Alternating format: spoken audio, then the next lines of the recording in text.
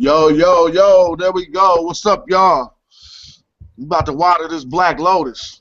You know what I'm saying? But nah, on the real though, I know people have been hearing the conversation between the two scholastic communities, the Amara Squad and the Black Lotus Civilization. It seems like if anyone, any of the viewers are not familiar with the situation revolving around the February 8th debate, first let me just say a proper what's up, then I'm gonna fall back. What up? This how we chilling now. Hey, so if y'all ain't knowing what's going on concerning the February 8th debate and how everything went down, well, basically a certain particular research team was called in to support the Hebrew Israelites called the Black Lotus Civilization. And I guess in their assessment of the opponents are the Amara Squad, even though they said to us since then that their intent was not to debate, since they said their intent was not to debate, it even seems that they just got lost in the shuffle, basically, and like somebody put forward before we went live, they got caught in a feud between two other factions or two other groups. But now, me personally, me being Brother Jonathan, they mentioned on their show with Nazi Yashavel about African side with the Hebrews, they actually said a few things about my presentation which it kind of misrepresented my presentation, but it's not 100% their fault. But them being a scholastic team or a group, I would expect of them to at least be able to comprehend what I was bringing forth for them.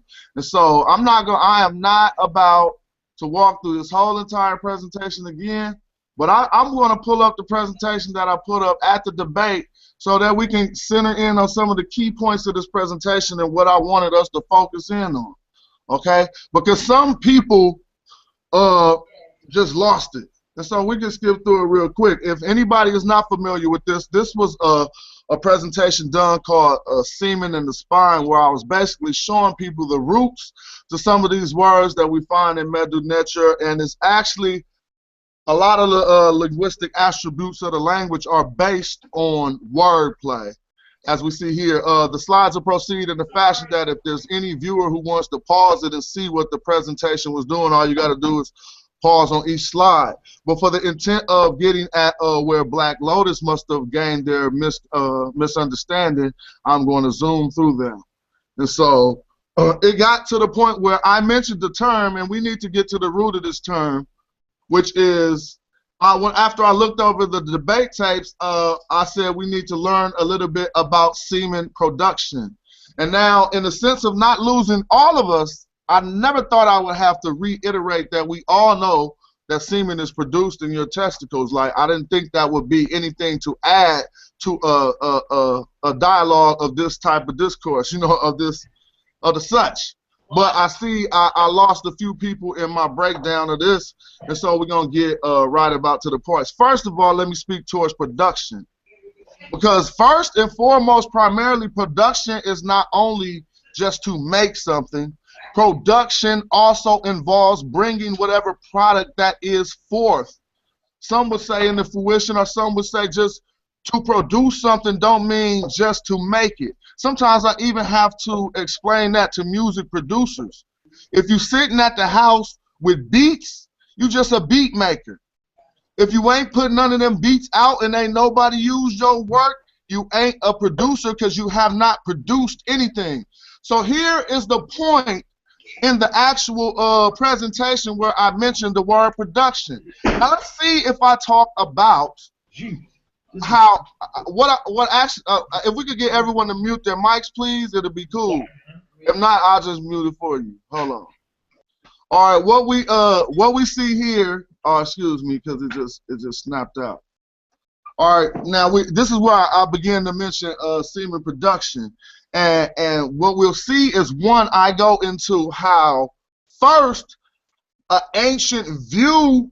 Yeah, overall ancient view, all we have to draw from is our interpretations of how ancient people seen it. So I told you of what it says. There are over 15 pyramid texts that shows Egyptians thought semen came from the bone. Now we need to be clear on that. because this is not what we think today, but we're lining up ancient knowledge with modern science to show and prove that ancient knowledge is still corroborated by modern science. I don't think no one should have got lost at that point. So I went through the pyramid text again. I'll let them stay real shortly, but if anyone wants to pause this screen, they can simply pause it in YouTube and come back to this later and go over any of these texts to see if what it says is true. But now I'm showing that even if we stop here, which coagulates the seed in the bone. So they had an actual idea of some type of production in those regions, as well as production as meaning to come forth. But they had some concept of true coagulation in the bone. But let's get it clear, because certain people miss where the concepts merge. Now, and this probably helped them to lose it, but in the sense of this whole presentation being based on Egyptian wordplay, I thought I would have had time, or I thought it just wouldn't have lost everybody. Because I said, because it does. Now look at what I bring forth to substantiate the connection between the ancient concept of the semen and the spine and actual modern medical science. Again, we says, just like at the debate, modern science has caught up to Kemetic science, and we now know that males have semen emission centers along the lower portion of the spine. See, I didn't say we got testes in the spine. I didn't say we got, so the form of production I'm meaning is to come forth out of the actual scrotum by control of these centers which are in our lower spine. I don't think a lot of people lost this, and I'm not about to, like I said, I'm not about to do this whole presentation again. I just want to pinpoint. Now I'm showing you clearly the portions of the spine that we are focused on. That fluid doesn't, first of all, there is spine fluid in your spinal cord. It's not fluid in your spine. Your spine are bones. Okay, and so even for us to, what some people are proposing that I'm trying to say I put forth, you see as we go over the material, it's talking about erection here. Again, reflex erection of the penis, which occurs after direct stimulation of the penis, is under the control of your parasympathetic nerves. We are not talking about, there's no place in this dialogue where you see me talking about anything but bringing forth the seed of creation. And I don't think I need to, I just want to make sure I hit every slide for the people that's just might look through this later and want to read it while they press pause. But in talking, I'm going to say that was a grand miscommunication that was not even genuine on the behalf of anyone acting like they wanted to refute the science. Because if they did try to step up with a refutation saying something silly like, well, we know semen doesn't produce in the spine, they would have clearly isolated themselves and basically shown their comprehension levels at that point. So, can you play that, Smash? Which one? Which one? That woman speaking, because we never got to see this. Yeah, exactly. They never got the chance to see this at the debate, so we're going to let them see this right now and see if she corroborates what I'm saying. This is modern medical science. You can mute your mic again. I can hear background talk. Okay. So fertility in men after a spinal cord injury, there's a couple of things to consider. One is the ability to ejaculate. The second is semen quality and quantity. So considering the anatomy and physiology, the two centers that control ejaculation in the spinal cord injury are T11, some books will say T10 to L2, the other is S2 to S4. T11 to L2 controls semen emission, which is the release of the semen, and it comes up and sits by the bladder. The S2 to S4 controls ejaculation proper, or the propulsion of the semen out. Unlike erection, where most men with spinal cord injury get some form of an erection, far fewer men after spinal cord injury ejaculate, quote unquote, normally or without help. So that's basically all they need to see, because that's checkmate right there. She's saying everything I said. She's not speaking to what biological function actually creates the seed, but we're talking about the bringing it forth. You know what I'm saying? As we use the terms propulsion or because it hits both centers. And she's basically going to go on to say it takes both centers. But anybody, like I said, can go to Diane Rose, MSMP, and type in spinal cord injury in YouTube or on the net and find these teachings. And so, excuse me, just again so that they can see, again, we're pinpointing centers along the spine. I don't know how they lost this one. The testes is right here. If you really want to get into it, what she just said was, do you see this cord connecting to what's called the vas deferens, or the vas deferens connected to the testes, running above the bladder? She basically said this is all not functional if we don't have the control that is at the base of our spine, which I was pinpointing.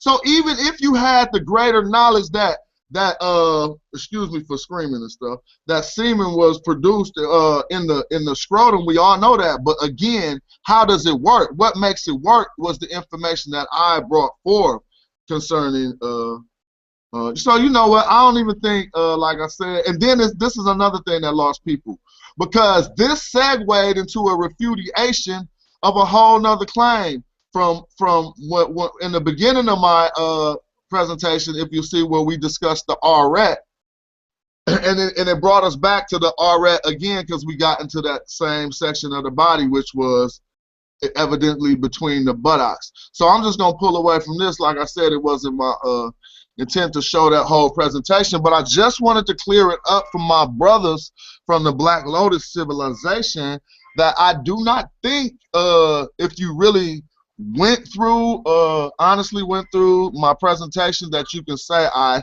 said anything about sperm actually being made. Under our understanding, I did equate the ancient thought of semen being produced in the bone with how it is actually now assessed in modern medical science. So that's just something I wanted to put forward on that note. I don't know if anybody else, let me just ask any of you, did I lose any of you on that breakdown? Not right now, but initially or at any point in time? Hell no.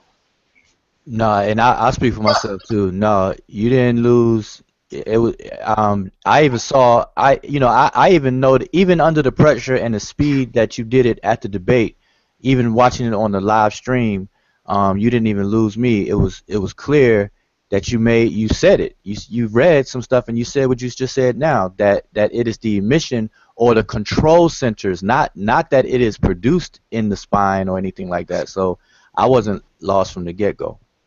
Can I interject something real quick? Please. Now, we got to ask the question, why would the ancient Egyptians associate the spinal cord or the spine with the phallus in the first place? Now, we can, for those who have African philosophy, the Pharaonic period, 2780, 330 BC, by Theophilo Wabenga, he has an excerpt in here starting on page 412 and going on to page 413. This is from the Papyrus Edwin Smith, or the Edwin Smith Papyrus, case number 31. It says, instructions on a dislocated vertebrae in a patient's neck. On examining a man suffering from the dislocation of a vertebrae in his neck, if you observe that he is no longer in control of his two arms and legs as a result, and that his phallus is erect on that account, dripping urine without his knowing it, while at the same time his body is distended with air and his eyes are bloodshot, it is a dislocation of the vertebrae in his neck, spreading along his spinal column, as a result of which he no longer has control of his two arms and legs. If it is in the middle vertebrae of his neck which is dislocated, an emission of sperm occurs from his phallus. So we're dealing here with an intimate knowledge that there is a connection between the vertebrae and functionings of the spine. The vertebrae and functionings of the phallus. And so in this particular text, they're speaking in terms of an injury. And so not only are they talking about if you're walking around with an erect phallus, and some other characteristics that may be a signal of injury. That if there's an emission of sperm from the phallus, outside of, I would assume, masturbation and sexual intercourse or a wet dream, that this is an indication of an injury to the spine. So we have other texts, primary texts, again, going into the primary text, that verify the ancient Egyptians' knowledge of the relationship between the spine and the phallus. And so I just wanted to interject that for the listening audience. Oh, that was great, and actually, I'm glad you said that, because I also have more to offer along those lines, and it came from this same research. And I don't want to hijack this concept from Andrew Hunt Gordon's The Quick and the Dead book, so I threw a shout out right there. But he goes in on this, but he don't go all the way in on this. And what we're looking at, as you can read, are the reproductive organs of the bull. Now, anybody who studies not Medu-Neter, but ancient Egyptian philosophy or anything should know the importance of the bull. More importantly, once we start to read the Medu-Neter, we learn the anatomy of the bull. By default, had to have been somewhat important, because a lot of our sacred emblems are drawn directly from the anatomy of the bull. Some say it's conjecture and some say it's not. But even the Nephra sign that we know to be the windpipe and the trachea of a bull or something. And that's like, again, some people never really seen that, so they just decided upon these things in a similar fashion. Either some conject that, as we see my mouse here, that this sacrum bone was the pillar of a star and not the thoracic or the lumbar or any other parts of the vertebrae. But notice we are looking at the bull here. Now we're about to get into some of the science of Egyptian anatomy. Basically, we start by dissecting frogs in our biological classes. You know what I'm saying? Our biology classes. They don't start that way. It actually started with the anatomy of the things they needed to eat. And I'm sure in not being wasteful, they just started studying the animal. And so now one thing we're going to learn is this observation. Anybody who looked at any iconography of a knee suit would notice, possibly if you're paying attention, that you will see a tail, a symbolic bull's tail called a markat, if I believe, off of my memory, where it's tied on to the waist section of the knee suit, and it is symbolic of the tail of a bull, and we wonder why they wore that. Well, here's a few things. Close that door for me, please. Here are a few things that we should look at. Now, one thing I want you to pay attention to, because this also has a lot to do with the concept of how circumcision is brought forth. Now, that is not Andrew Hunt Gordon's work. This is something I'm putting forth, and I would like y'all to tell me what you think about it. First and foremost, we see a direct connection onto our last bone in our body, which is the coccyx bone, right here below the sacrum. But we see the penis directly attached to the coccyx bone by way of this muscle called the retractor penis muscle. And this is strict to the anatomy of the bull and probably some other mammals that I don't know about, but right now I know that they observe the bull heavily. So this muscle, the retractor penis muscle, is responsible for pulling back the prepuce and exposing the glans penis of the bull.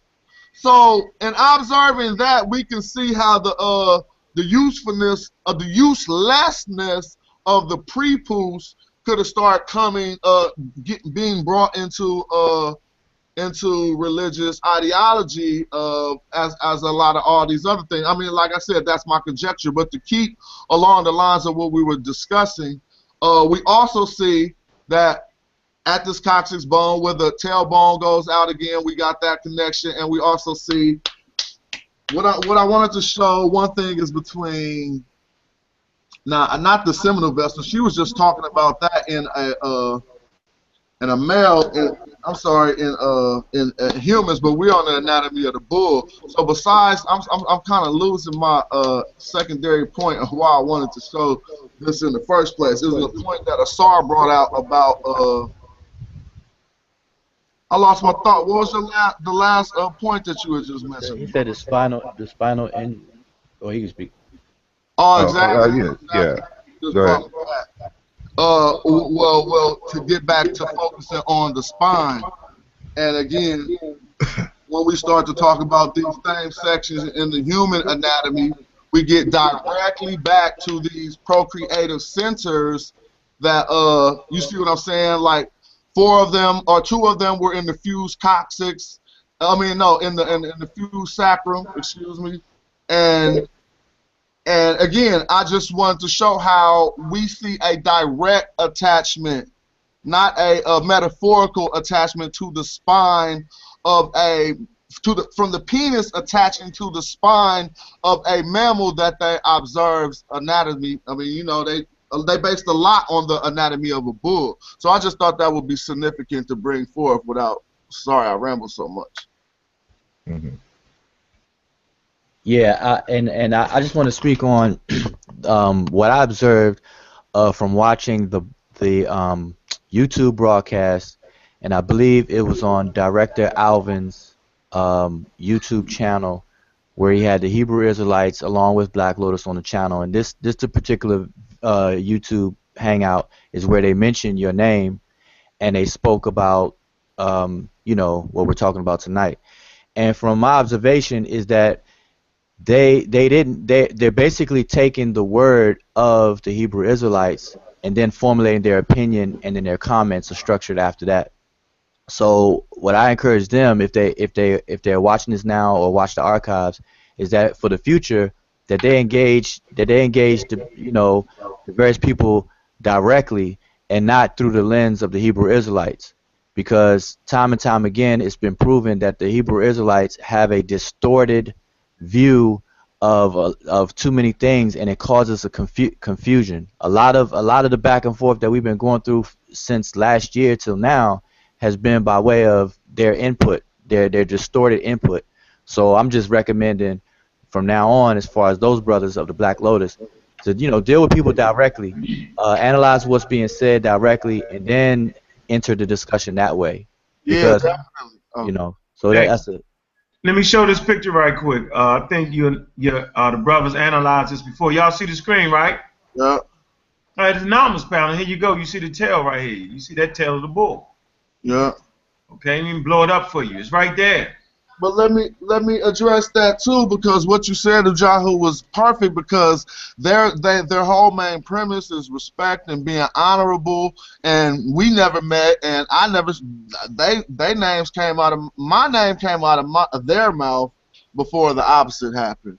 And so initially they started with attacks on me and my work on something they heard from the Hebrews, because this is very disrespectful. They are talking about, they are refuting something I never said that they got from the Hebrews and putting it on me.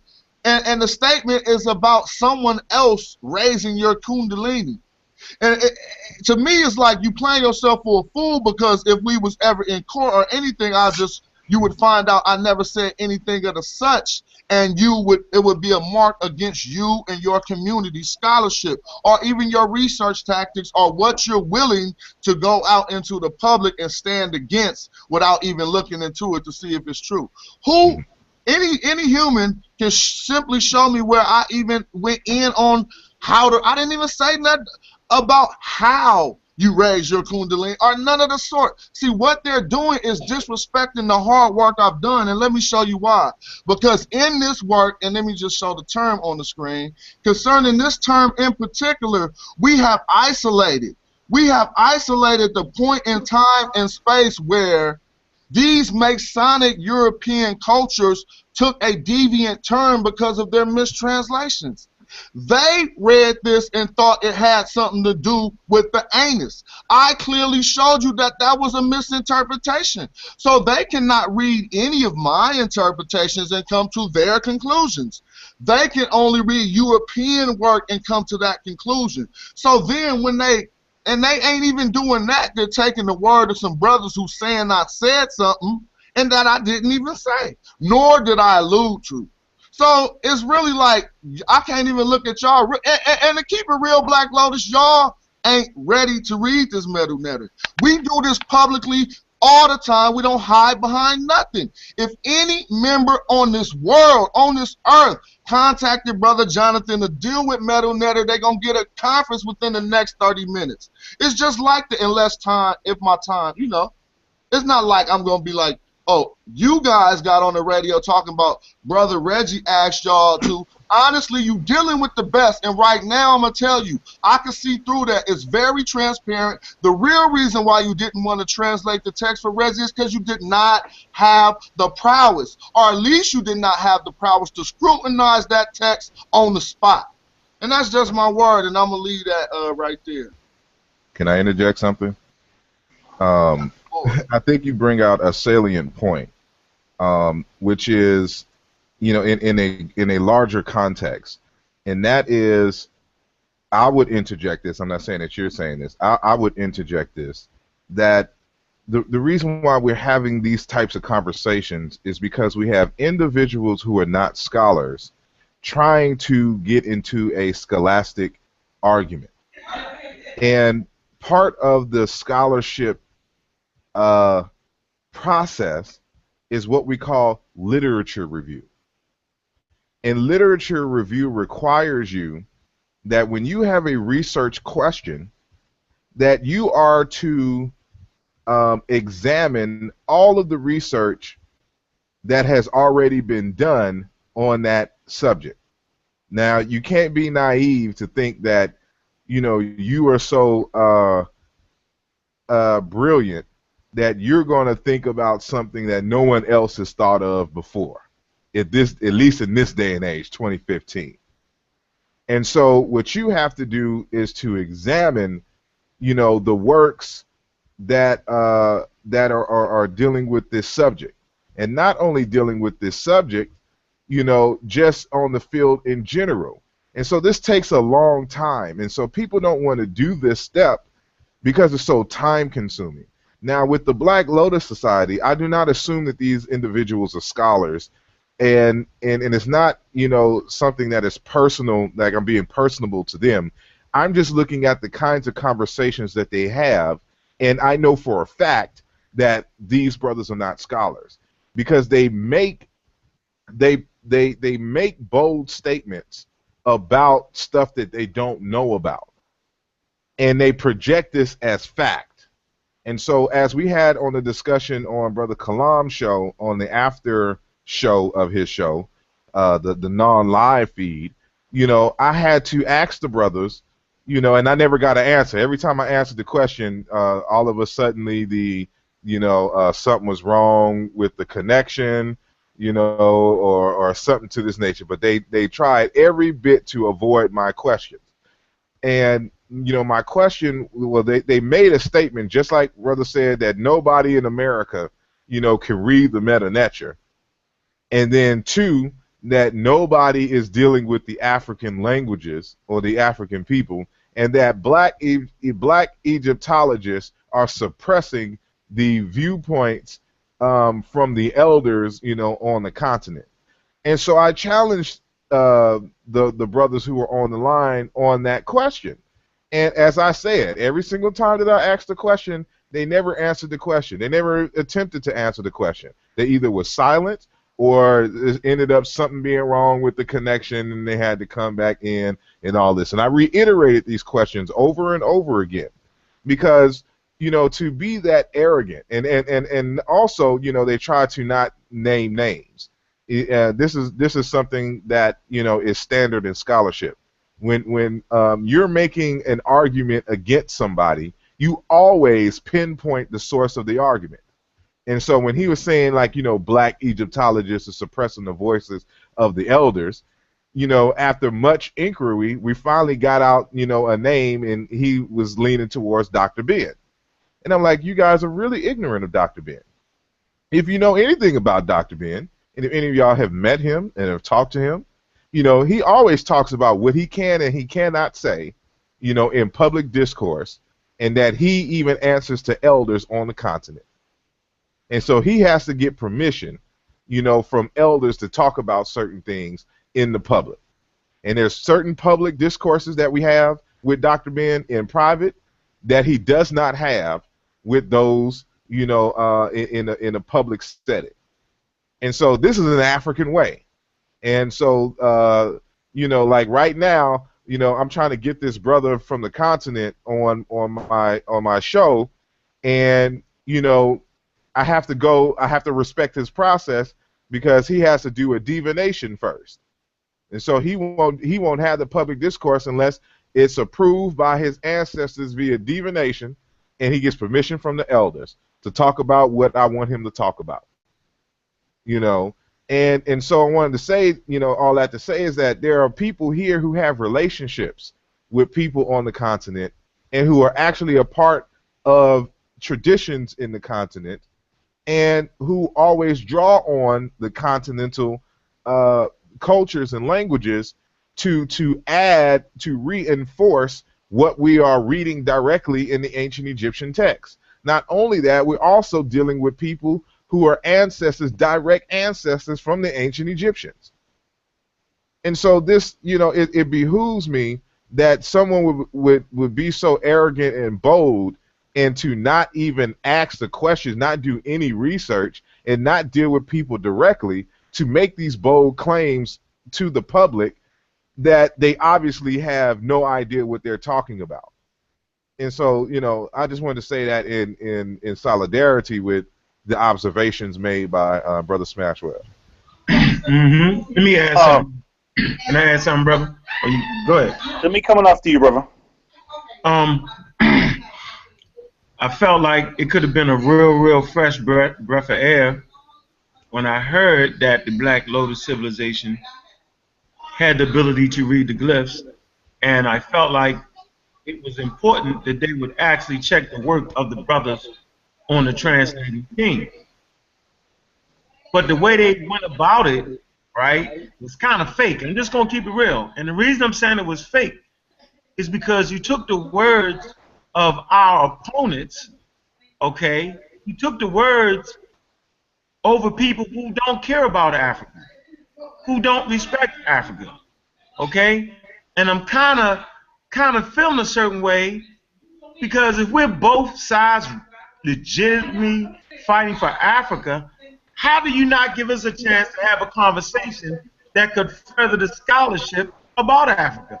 How is it that people who act like they love Africa, this is how Yasser and the boys, Hebrew War Machine, love Africa. We love Africa. We respect the custom and traditions. Her sepcheck is a dyke. We love and we respect Africa. African literature dealing with the transition to the underworld is gay and pornographic. We love and respect Africa, right? But those Egyptians made condoms and the women are filthy. But we love and respect Africa. And I'm trying to figure out, if you love and respect Africa, you would have to allow the ancestors to speak on the information that you're talking about. They left literature, right? And it's up to us to translate that. So for the life of me, I'm not understanding how you align yourself with people who say they love Africa, but everything about them is anti-African behavior. And so this is what I say to Black Lotus. Either you're trying to run a scam, right? Because it's a lot of people in America that we can name, professors, right, that deal with the glyphs. Okay? We got a bumping translating team. I promise you. It's been doing it for, like the brother said, over 10 years. They would love to have your input on this information. But I'm not understanding how you figure not dealing with us. You can't get around us. See, this is what's going down right now. It's 2015, and if you're talking about authentic African history, if you're talking about translating, if you're talking about dealing with a scholarly paralysis, you can't get around us. You can take the left, you can duck to the right, but at some point, you're going to have to deal with us. then you might as well deal with us on a scholarly level in a respectful manner, and let's just talk about it. Go ahead, Smash. See these people. Oh, you ain't looking at the chat box. They're asking some questions. So that everyone is aware of what's going on in the chat box, we have a brother, Amins Rays, says, I don't agree that they compared the bull to the human anatomy. Then he asked, the Nigerian Black Lotus said his roof was leaking. I'm leaking. I'm sorry. Oh, that's an insult. I didn't mean to share that, Black Lotus. And then but he said something else that was pertinent. He asked, he said, where is there a bull on the walls or a papyri? Now, anyone in here who studies MetaNet or anything of the sort knows that question discredits your name, even being Amon's raised. You don't know much about Amon's raised if you just ask me that question. The bull is very much symbolic, but instead of giving you rhetoric, I want to corroborate both of the things just to let you first know the knee suit is always symbolized as the bull. You could also be the bull of the baboons. The bull is simply the alpha male or the prime representation somewhat of masculinity, I would say. I know others can interpret it in other ways, but in order to cut to the chase, I kind of want to show my good brother who asked that question some of the things we do to corroborate. You said you don't think they talk about the bull's anatomy, so here I open up Alan Gardner's Egyptian grammar to look at first if you guys can see this, I'll make it a little bigger. The classifications that we have for Gardner's sign list. A is man and his occupants. B is woman and her occupants. C, we have anthropomorphic deities. D is human, parts of the human body. E is mammals. F is parts of mammals. Now, I'll stop there. At parts of mammals, we'll go in and see what symbols of metal nature do we find in parts of mammals. And to see if anything we say, okay, you see the head of an ox. A lot of the people say that this head of an ox led to our A in our symbology, but that's a whole other question because I'm looking for things sacred. Okay, and so now we a lot of these things we don't really identify with, but the foremost of a lion just means the beginning or something, not really sacred, but it's like the front, or who's, like you see the prince is indicated by the front parts of a lion. So it's like me and you at front. So now we see in the bull. I want to get to this bull because even if it's not the bull, we'll look at a lot of different parts of animals. I think somebody was saying something. Yeah, if you could look at my screen and share my screen to the YouTube channel, I think this will pretty much kind of put that question to rest. Yeah, that was put straight to rest. And if I could try to, I mean, it's not much to read here, but we just know that this is like the mighty bull, so to speak, or Ka is the name of this bull, if I'm correct. And we also see a symbol for power up under that bull, so this might be, it might be more than just Ka, but I don't think our intent was to show you this small little section to give you a read. See that? But the person asked to see a bull in the hieroglyphs. And so there No, if they could see my screen, then my screen is showing the actual wall of the tomb of, not the tomb, but the temple of Seti I. And this is part of the titulary. You can see a bull carved out. And I hope there's enough detail there where you can see the bull's phallus, the bull horn, the bull's tail, and so on and so forth. This is actually part of his name. The word neket, which means mighty or to be strong, is there. You see the arm determinative showing force or strength. It is actually in the titulary of the king himself. So this kind of addresses the brother's question. If he's wondering if he's never seen a bull on a papyri or the walls, then this is what I'm showing him. So I hope that's satisfactory to the brother.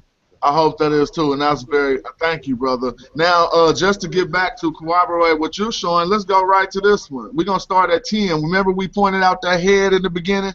But you see a head on what you think is a cross, or what we think is a cross. Well, let's read what the definition is to first go over what the Egyptological entry is, and then see if we can place our own analysis on it and come up with stuff. They say it's the head and neck of a long-necked animal. Interesting. Now we get the determinant, because it's used as a determinative for neck or throat in a term, kehe or keke, which is throat. Okay, and it's also used to say throat. And so this is how they determine that the cross part that some may think is a cross is actually the throat of an ox. But if we continue on, you'll see this symbol is the head and the neck of a canine.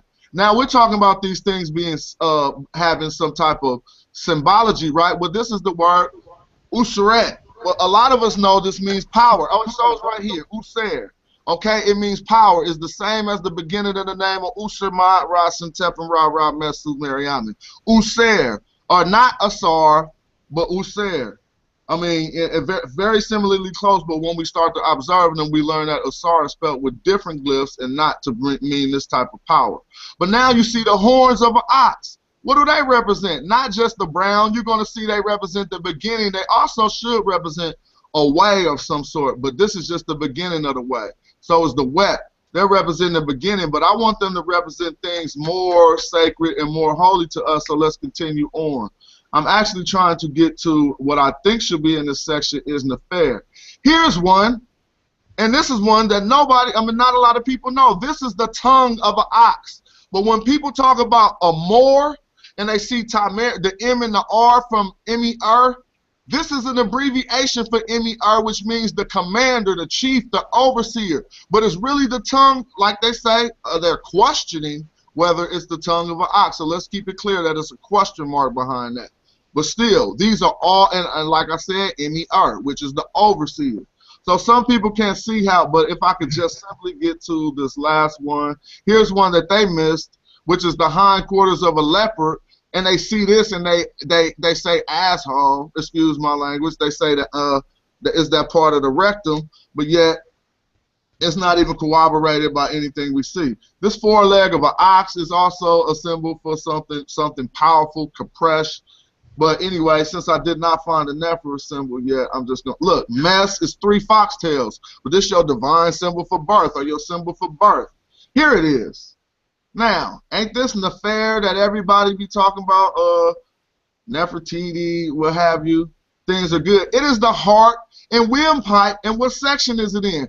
Parts of mammals. So this could be considered the heart and windpipe of a bull. Your Nefer sign. Okay, so I'll leave it at that because I feel like I was going on too long. But then we could keep going down the list and see the sin sign or the sma sign is the lung in the windpipe. This one I showed at the debate, which is the backbone of the rib. So saying they didn't get things from the bull just shows that we haven't really researched. Yeah, but Can I? Hold on for a minute. I just showed the Nomus palette. Usually, the tail of the bull. Exactly. Wearing it. I mean, come on, man. But go ahead, Asaf. Okay, this is y'all know. Let me come in, bro. You know that I after that that I deal with Africa as a whole, and so stuff starts to make sense when you're dealing with African people. So I'm not even going to go too far, so they can't say that there's no relation. And so this book that I have in my hand here, I don't know if you can see it. Let me get. This is Divinity and Experience, the Religion of the Dinka, and they deal with the Nuer as well in here. And so if you know anything about the Dinka people, these are the people who live in Sudan. So if we use the blanket term Nubian, this is a Nubian. And we know from the ancient Egyptian records and testimonies that the Egyptians and the ruling class, they come from what is in terms of their immediate place from the Sudan. And so to corroborate, this book also mentions that, you know, a leader or a king is known as a bull man. And so what we want to show is that there's a relationship between the bulls and then associating bull with cultural ideas and motifs. Even to the point where on page, what is this, 11, they talk about that there is a general parallelism between the prefix for a bull and an ox and for men's personal names, and between that for a cow and women's personal names. So that on the whole, personal names with the prefix ma for bull are likely to be the names of men, and those with the prefix A for cow are likely to be the names of women. So they have such a relationship that they even have a prefix for a word for bull or a cow that is attached to each name. So it's kind of like a feminine masculine association. So I'm going to skip here and go to page 16. And on 16 it says cattle and men are still further linked in an idiom common to both, by which the Dinka explicitly conceive their own lives and the lives of cattle in some ways on the same model. Men imitate cattle, and you should see me, I have this already highlighted as if in participation, of this discussion. Then we skip here. And so it's showing you, here's a, this is on page 24. It's showing you that, I don't know if y'all can see because I can't really see, but can y'all see the cow and or the bull in its many parts? Yeah. Yep. Okay. Yeah. They associate different body parts of the bull with certain factions of their community. Now I won't go through all of these, but I want to go over the head. See, the head, it says old people of the village.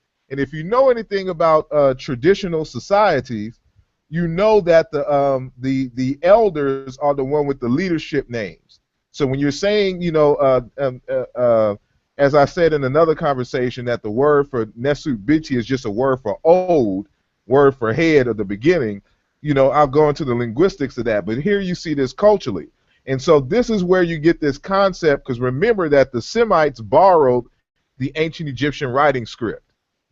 And so when you say Aleph in terms of the Phoenician and the Hebrew and Arabic writing, it comes from a word Caliph, which means cow's head or bull's head. And it's a reason why it's the beginning of your alphabet. And this is where we get alpha from in terms of the Greek, which becomes A in English in terms of our letter A. So it's an upside down bull's or cow's head.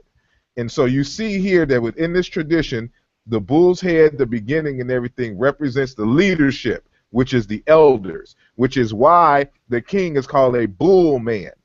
Dealing with that masculinity, as Brother Smashwell said, to the point where the name for bull is attached to the names for men, and showing you that they're equating bullness with masculinity. And then there's all types of associations and relationships that these people from this area, from Sudan, ancient Egypt, associate with the bull and the cow to men and women respectively. And so this is how you further checkmate, people along those lines. That's a great entry. Anybody else got anything to say? I seen Issa was trying to get in to say something for a minute. I don't know if you're still there, Issa, but now's your time. Issa there, goddammit. Yes, brother. Shut up, man. Right. What I was gonna say, I just wanted to know from the brothers that read the Medunetta, if you can basically answer a simple question, which is, Black Lotus seem to be making the claim that although you all are still using the African languages, you may still be missing things out. So in other words, you may have certain things correct, but there's things missing. And this is why I tried to get Wajau on the phone or on the hangout yesterday with Brother Shango. I fell asleep because it was late over here, and I don't think it took place. And then Brother Asar's confirmed there's something about having to do a divination or something before he has a conversation with Brother Asar. I just wanted to know if, as with your knowledge about the Medunetta, would you agree that it's sort of locked down now? Like every stone has been uncovered to the degree that there's not going to be some major shock or major bit of information of how to read it that's going to come out. In regards to pronunciation, Sorry. I know we all want to pounce on that question. I just want to say something real quick. I actually have my screen to prepare to address something they put forth that'll illustrate who's actually missing certain things. Now, to answer the latter part of your question, you know what I'm saying? It would not be a field of study too much anymore if there were not things to still teach and learn about it. I mean, you know what I'm saying? And so I'm just going to be honest and say, of course, we can always get different contributions from different places to help our clarity. Because if you look at some of the Egyptological translations, they hardly ever make sense anyway. They just be putting words to say this makes sense. But to illustrate what I wanted to show you and to further illustrate for Black Lotus, they discussed the Shemsu Hor. And they discussed whichever style of reading in Medu Neter that they do. They simply came to the conclusion. Now, we're reading from left to right and the examples I have on the screen.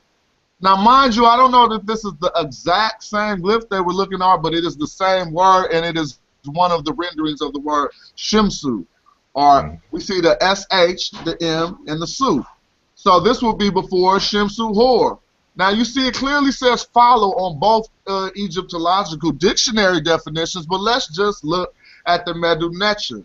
You see 2 feet, which indicates movement, and then we see actually the word written before it. If people don't know, this is like it's already written with this first word says it by itself, Shemes. As you can see on the top one, it only got this, and it still says Shemes Hor. So this first, and if we really don't know, this is a walking stick. Now let's break this down, how they looking at it the wrong way, and let's look at it the right way.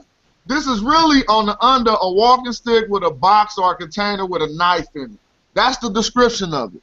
That's the Egyptological description of it. We can see it's called T18, and I can simply, someone can look up Gardner and show it. I'll show it in a moment. But they came to the conclusion that since these feet, all right, right here say Shemes Hor. So it's say, if I'm capping, here go the Shemsu Hor right here, so we can talk about it. But it don't even got no feet on it. But the feet would be positioned before Hor right here, or before Heru. So in his style of reading the Medu Neter, it meant that it could not mean the followers of Horus because the feet aren't following Horus. Now that is a real Richard Pryor. Y'all seen that scene when Richard Pryor was reading the glyphs?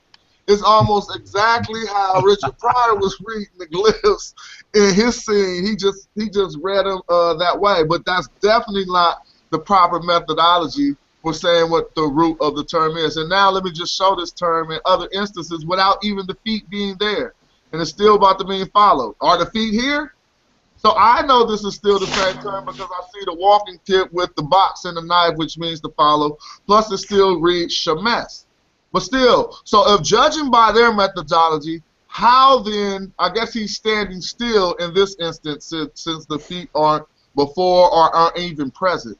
So basically to address the initial question, Issa, yes, there are a few things that, I'm sure they can teach us a lot of things and we can teach them a lot of things. But when it comes to this eureka moment, it seems like the majority of the eureka moments have been had already with Medu Neter. Okay.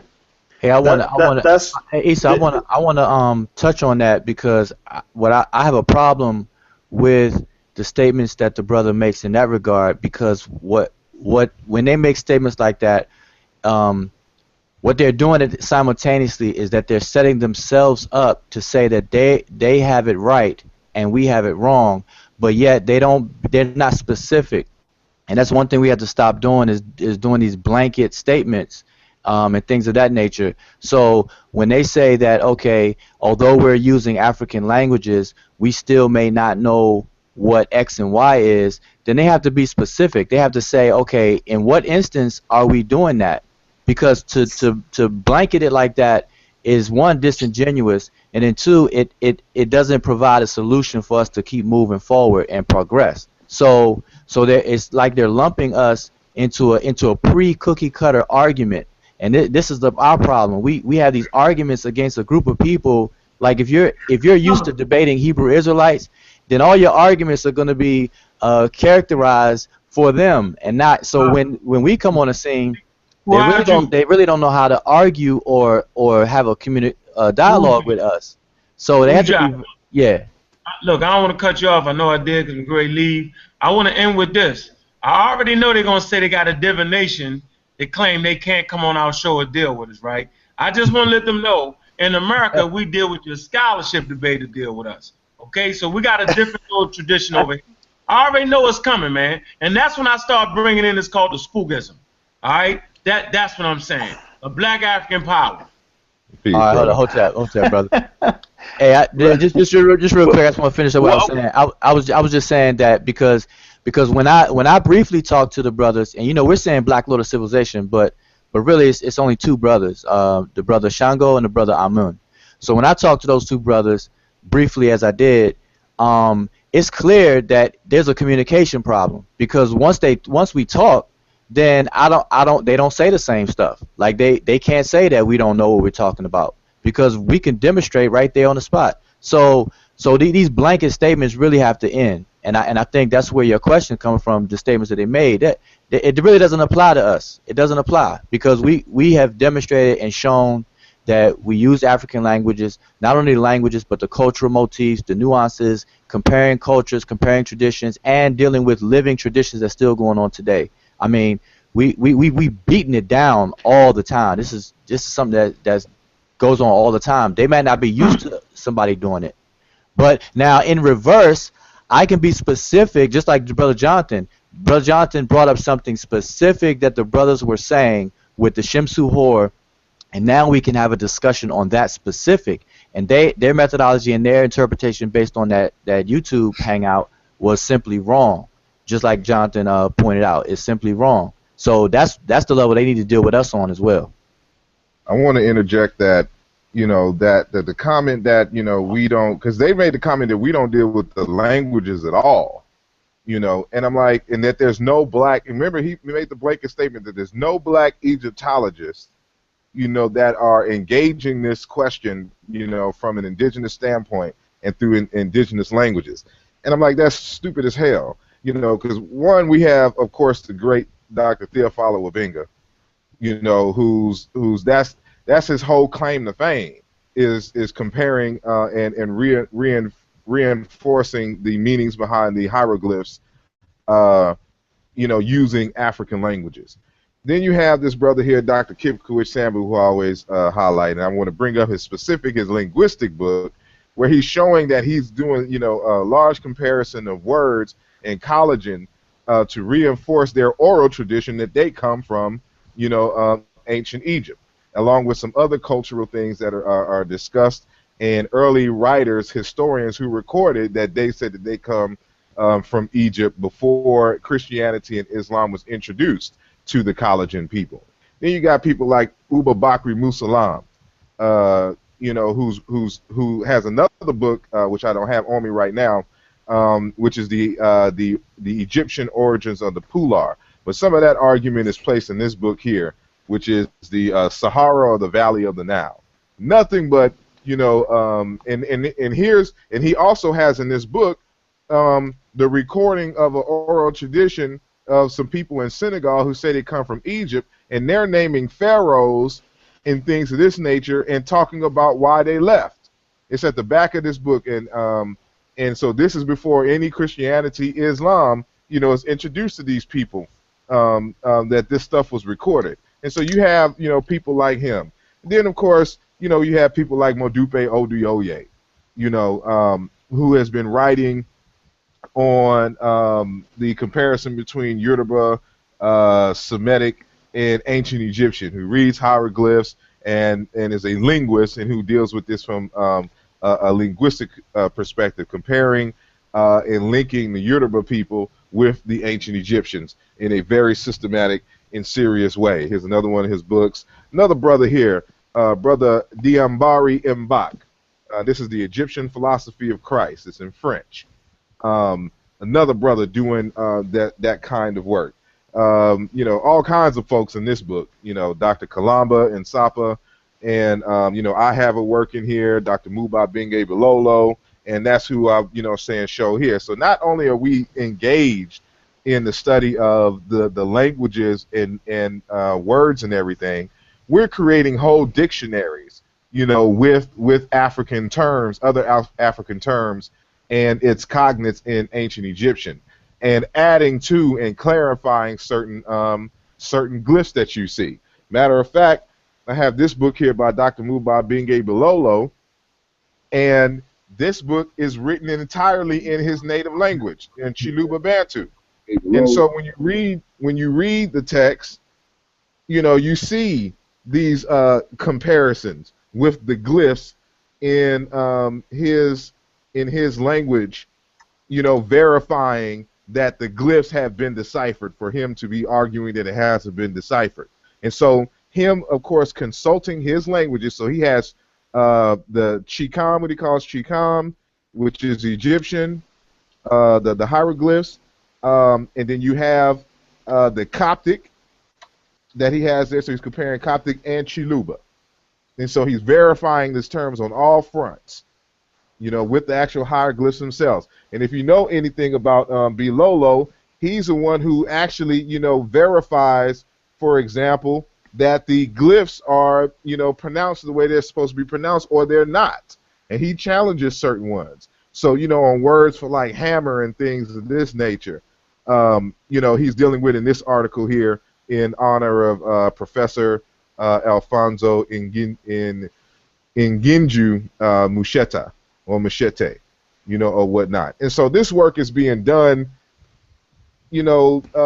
not only by myself, but it's a whole team of folks, who do this work seriously every single day of their lives, publishing in this. And this is what I mean by the literature review. It's obvious that the Black Lotus Society or Civilization, whatever they call themselves, have not done a thorough literature review. Otherwise, they would have ran into these texts.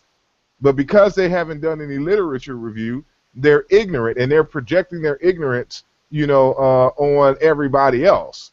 And so if you claim that the glyphs have not been deciphered, you keep that to yourself. You not keep it to yourself, but you speak about yourself. There's other people doing this work very seriously and verifying that, yes, indeed, the hieroglyphs have been deciphered. The African school is refining, fine-tuning the interpretations that, we find in the Eurocentric literature. And so it's to the point where we don't even rely, other than them being the sources, they're having the museums or whatnot for the actual sources. But we can go, we bypass all their interpretations and go directly to the text. And then those who are familiar with linguistics, we take it a step further and involve the actual the African languages to bring clarity to what it is that we read, just like we did on the other channel today. Yo, I'm glad you mentioned that, because as everything is segueing perfectly. Right when you say that, we have a brother, Amin Reyes. I don't know your intent, Amin Reyes, but he asked us, he said, please read the funeral scene on Papyrus of Ani. And I was like, in my head, like, huh? We read that this morning. We just did a whole, he was like, you can't do it. And I'm like, dude, we actually, by coincidence, did a work on that this morning. He's like, well, read it again. And I'm like, oh, you should just go to that video and see at least us begin plate 6 of the exact text that you're talking about. So either he watched that video or he's requesting for a reading. I don't have problems doing no readings for nobody, but not working on all morning. But just give him the link, innit, to the video. Just let him watch the video. Yeah, Hey, listen. I just want to say something, man. This is my opinion, but I don't know if y'all share it. But see, this is how I operate. I'll always give people a benefit of consideration and respect first.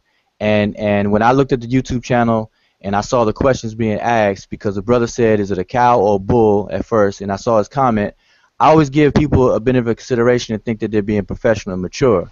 But once they betray that, then we got to deal with people differently. It's obvious that whoever Amun Reyes is, he's not listening to learn anything, because even after I showed the picture of the bull, which is still on my screen right now, he's still saying that it's a cow and not a bull. And then he's looking at it I don't know how you can still argue that what I'm showing on my screen is a cow and not a bull when it is clear that you see the horns, the testicles, the phallus of the bull, and et cetera, et cetera. I mean, I really shouldn't even have to stop to say what I'm saying I'm right sorry. now. I'm sorry, and I know that if we keep acknowledging people like him, we'll never be able to have a scholarly discourse because we're going to entertain questions of, and I don't want to call him a kid, but it's a childish question. After you can identify the anatomy, even if you didn't know just by the horns that it was a bull, you know what I'm saying? Then I don't know what to say. But And that kind of No, I goes just, to what Saramotep said. You know, whoever these people are, I don't know if he's a Hebrew Israelite, but man, we're gonna have to start passing out SAT tests for people to actually have a voice. I mean, it's getting that bad. You know, it's really getting that bad. So I yeah, always that's give what I was people about to say. consideration. You got to remember that we're online, so people be hiding their identities. So this could be just a Hebrew brother who logged in and said his name is Amen or something to this Yeah, nature. because he spelled his So, almond with an O. So, you know, if you was in Metal Nature, you wasn't doing that either. See, it's yeah. things we know that you just don't know. We can see right through I can see through your avatar. Almond Rays, Rayz. Anyway, let's not focus on him. I'm sorry. Good brothers from Black Lotus. It could be can a I Black just Lotus can I just brother. add to my question, brothers? What's your question? No, just to add to there was a thing which Brother Wajau mentioned. It's basically when you say like belief, and he said you get a B and a leaf, then you know it's belief. The Rebus principle, something like that. I Yeah. think that was something that some people had cast doubt on. And I'm thinking of things like ideograms. What's the other thing? But something of that perspective. Has all of that been taken into consideration when you're translating? Because from when Wajau translated something for the first time, he seemed to be looking at everything from the perspective that they're just representing sounds. So there didn't seem to be anything where you're actually looking at the symbol itself and taking from like an ideogram, like that image represents an idea and a concept as well as the syllable or sound, But let me letter, ask you a etc. question. Let me ask you a And question. I want to come in next after that. I'm gonna say it real quick. By nature of simply knowing the English language, you know, you have been trained to stop at a dollar sign and say dollars, correct? Even though it's just a dollar sign, it don't say dollars written out, but you still see that sign because of your training in English. You know how to do that. Well, it's kind of like that for Metal Nature too. I'm pretty sure Ujahu knows when the Rebus principle is being used and when something is being spelled out phonetically and I know I do, at least for the most extent. Or I mean, if I come across the instance where I am not getting the correct rendering, then I will try to see if they're using this principle. So it's just another tool, I guess, for decipherment. But Ujao? I Yeah. just meant on as well as I'm not negating the Rebus principle. I'm just saying, is there more? Like, are there different layers to what's being said? So you might have what Brother Wajau read, and there might be another layer on top of that. That's what I'm No. adding. Okay, what I explained, well, what you're talking about specifically, when I had translated that, you know, that wall Is it scene, Ramses? it was Ramses the first tomb scene, and you use all the principles together, and the rebus is a principle whereby a picture is used for the value, its sound value, as opposed to its pictorial value. So, and I gave the example of a bee and a leaf, and how we could put a picture of a bee, a picture of a leaf together, and create the word belief. But the actual picture of a bee and an actual picture of a leaf have nothing to do with the concept of belief. So those are used as rebus or rebus, as they say. So that's going on, and you have the actual pictorial value or ideogram. And I explained this that day. You have an ideogram and you have a logogram where pictures can represent full words.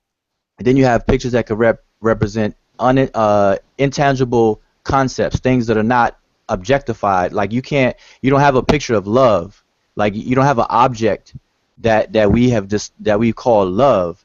So we use a heart to to pinpoint or communicate that idea and that abstract concept. So for abstraction, we use pictures to denote that, and we call those ideograms. So pictures that are used for ideas, represent ideas, are ideograms. Pictures that are used to represent words are logograms, and pictures that are used to represent sounds are phonograms. So all of this is going on, and all of these are, to answer your question, all of these are taken into consideration and must be taken into consideration when you're dealing with Medu Neter. And this is, as far as I know, all of us on this panel who deal with it, we know that, and we deal with it that way. And let me show instance of this. And this is the typical, sorry, I just want to add, this is the typical instance that you'll get if you Google search Rebus principle. And so if you can look in my Google chat, you'll see I only typed in Ramses II Rebus principle. Now, if anybody showed you this one before, I'll stop. But if you have not He seen did. it, okay, No, but you can do it for the other people if you wish, because this is exactly what Wajau, Brother Wajau presented. To show people, it's right on the wiki. If you type Rebus principle, you can simply see it. But for some, my breakdown might be a little bit different than Ujahu's, so let me try to originalize it. First and foremost, above at the top, we see, okay, you see Heru actually, but it's really Ra. So it's really Ra Horakti, or when Ra is Heru. So it's really where we get the Ra from in the name of Ramses here. Actually, you see a child, which is called Mess, okay, and then we see him holding a plant, which is the suit or the sledge plant, a plant of the south. So this says Ra Messu. But now if you look down here, we won't see Ra Messu. We're going to see, I see Setepin Ra. So whichever name was inside, I can't see what the other part is, but it's spelled out phonetically. So yes, for the viewers, this is an instance that if we was looking at this sign, someone would probably tap you like, look, it actually says Ramesu. Okay, but when you look down here at the phonetic glyphs written out, you will then see, okay, it's the same thing written out in a different way. So yeah, just to illustrate to people how it is done, I just wanted to bring up the simple one that anyone can find on Wikipedia. Okay, just interject. Hold on, I wanted to interject because people got to understand that this happens in real. The Rebus principle is an African thing, and it happens in real life, even without writing. And so this excerpt that I have here is from my 2013 book, Aluja. And so at the beginning of the book, I break down the Rebus principle. I say here, the Egyptian writing is in the typical Congo-Saharan thinking, just like in Sumerian, which uses the Rebus principle to maximize the usage of common terms that sound alike. A common example usually given in literature to explain the Rebus principle is below. So this isn't in Egypt that I'm giving. This is amongst the Yoruba. And it says here, I'm going to highlight, to name one custom, the Yoruba of Africa have always used pebbles as indexable symbols. These could even assume homophonic value, an important component of some phonetic writing, whereby one word sounds identical to another with a different meaning. To arrange a tryst, for example, and a tryst is another word for meeting. So to arrange a meeting, for example, a Yoruba man would leave 6 pebbles for a woman to find. So let's say that you like the girl, and instead of leaving her a love letter, you would leave her, you would make sure that she sees you so she knows it's you, but you would leave 6 pebbles on her doorstep. So she comes out and sees it. It's the Yoruba word "efa" or 6 is also the same word. It's not the same word, but it's a different word. But it also means attracted. So it's paronymy going on here. But it's "efa" it can mean 6, but "efa" in terms of a homonym means attracted. So when he puts the 6 pebbles down, he's saying to the woman that I'm attracted to you, and let's meet. If the woman was willing, she left 8 pebbles as an answer. Yoruba Eyo, or 8, which also means agreed. And this is the History of Writing, Stephen Rogers Fisher books, 2001, page 21. And so you see how this Rebus principle works in real life. And you can use any objects. The basis of it is that when you pronounce the symbol, that it sounds just like another word, and I can use that word to reference something else. So for instance, when he showed Ra, Brother Smashwell, there's another symbol for Ra that means sun. And they use the word sun, they use the glyph for sun because its name is pronounced, we'll say Ra for now. It's pronounced Ra. But when they're speaking about the god Ra, the meaning for the god Ra does not mean sun. They're just using it based on the Rebus principle to be able to pronounce and spell out the word graphically, for the god Ra. And these are the things that we got to consider.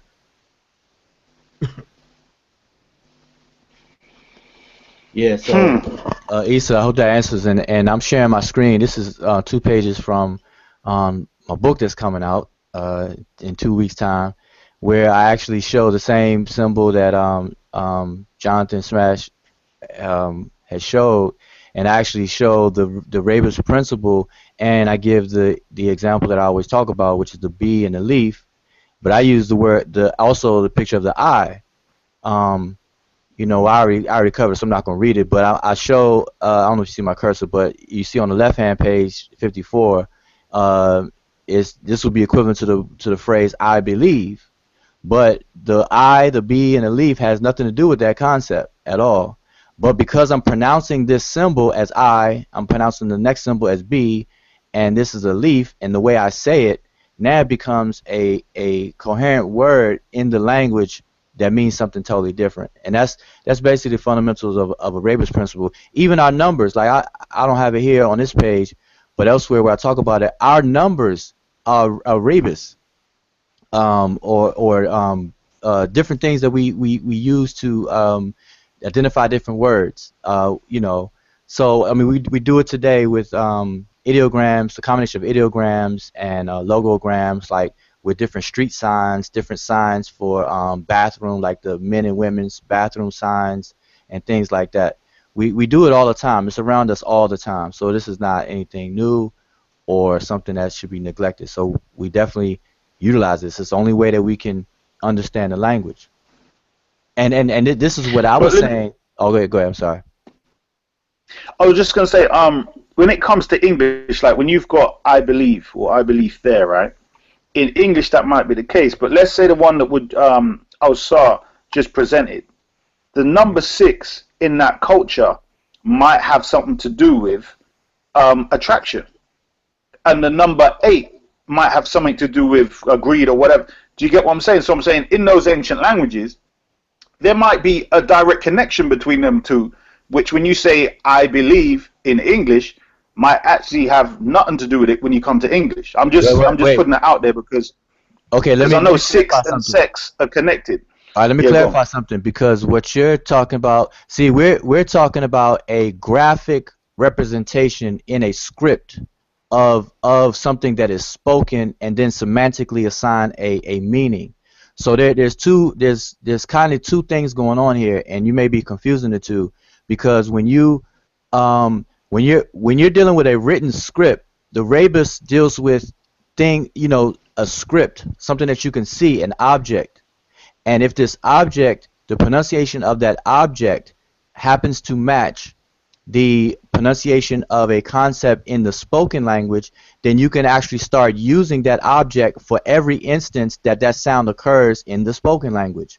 So the meaning may not be the same, just like how Brother Jonathan or Asar broke down that the meanings could be different, and then you get into a concept of paronymy and all those type of things. So there's kind of two different things going on. People have to understand that these objects that become pictures are used as writing tools to write out what is already spoken, and meanings attached to these various different words. Okay, so let's say that the pebbles he used. Hold on. Let's say the pebbles he used, I think it was 6 pebbles for attracted and 8 meaning agreed. I'm saying if you put them as an image on a wall, then that would still carry the same meaning of what I'm saying.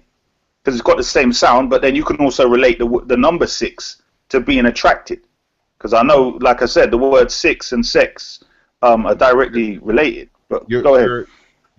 It's the logic would be wrong because they're not referencing the 6, the number 6. It just happens to be 6 pebbles. And so yeah, when you count but them, why 6? 6, because the word 6 sounds just like the word for attracted. So it has. So you're saying it's like a fluke? Is that what you're saying? This is what I'm saying. The way that we would deal with this linguistically is we would look into related languages.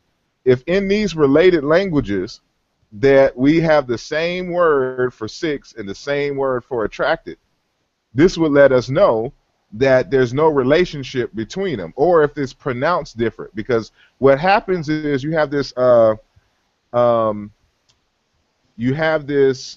this concept of convergence on terms, where they may even have been pronounced slightly differently, but because they've been pronounced similarly, then over time they begin to be pronounced exactly the same. So like even in the Yoruba language, for example, when you talk about ori, that word ori is a word for head. But there's another word ori that means a spirit double. Now, in modern times, it's confused because, and now like so I see where, I know where you're going, and to a certain extent I can see that. Because in the modern times in the Yoruba language, because they have the words sound alike, they have merged together in the priestly usage. But when they're speaking in terms of the terms in themselves, they understand them still as separate concepts, and that the head and the spirit are not, they're not the same. They're not. There's no relationship other than they sound alike. And now we've integrated this into our religion. And so now, if you ever hear anybody in the Yoruba tradition talking about, I gotta, wash my head and speak to my ori, it's two different things. Washing my head is the symbolic of my head and ori, but the ori they're talking about is their spirit double, their guardian spirit, and so they're not speaking to their head. It just happens the words sound alike that it's for an outsider can be confusing. And so, and then we can look at the related languages and we can tell that these, again, it reinforces that these are separate concepts that are not related.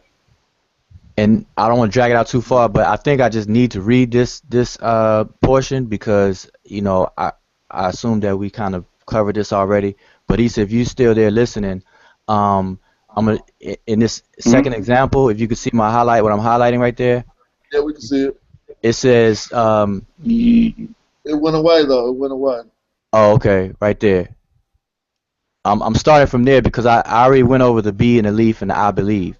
But this is the second obvious, it keeps going away. All right, it says, this process by which the Remich, which is ancient Egyptians, can take a sign such as... Can you move it up slightly? You've got the icons right in front of it on my screen. Just a bit more, one more line. That's it, perfect. You can see it, all right. Yeah, perfect. It says, this process by which the ancient Egyptians, I have Remich, can take a sign such as the floor plan of an enclosure, which is the word for house is pronounced per, or Egyptologically, Egyptology speak per, which functions as a logogram.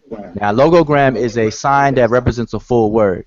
So this sign represents the word per, which means house. And they assign it the phonetic values of P and R, which this is why they call it a biliteral. So it represents two consonants, P and R.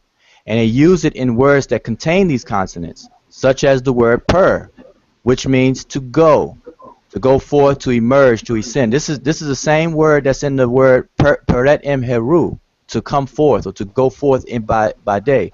Now that word to go or to come forth has nothing to do with a house.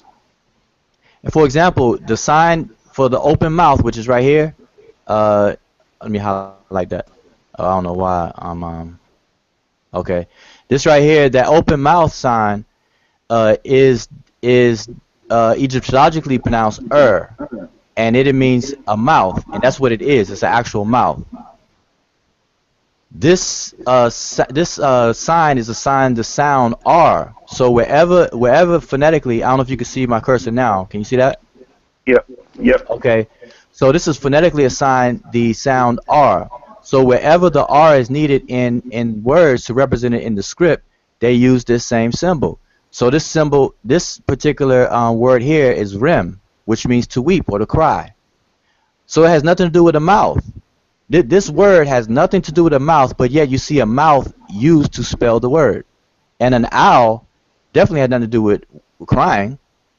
So here is an example of the Rebus principle being worked. The owl is assigned the phonetic value of M, and the R is assigned to the open mouth because of what the symbol is or is called. And then I think there's another word for how they dealt with the monoliterals, where they take the first phonetic value of the pronunciation of the symbol itself, and they use it for the phonetic value of that symbol in the Rebus principle. So I hope that kind of clarifies it more of how this is used. So yeah, the mouth, it had nothing to do with crying, but yet it is used to spell the word for cry because it has the phonetic value of R. Okay. I just want to say in relation to that one is weep. Okay, no, I hear that. That's something I really want to look into actually, because even with the one you just give, I'm thinking weeping, you may wail, but maybe, I don't know, there seems to be something a bit deeper, but I do believe that, you know, your linguists would have looked into all of things, like you said, logograms. No, but check it out. Ideograms, pictograms. Even if there is a connection, that doesn't negate or nullify the Rebus principle, because you're dealing with a graphic scriptural representation of what is spoken, and there has to be a way, because check this out. If everything was strictly pictorial, then the language would only have but so many words, because that means every symbol will be assigned a word. That means there's only 700 symbols. That means the language can only consist of 700 words, and that's just not the case at all. So there has to be a way to assign these symbols to various different sounds and combinations of sounds, and all of this is known, taken into account. Okay, so can we start then? So essentially, is what you're saying? Let's just say there's 700 symbols, right?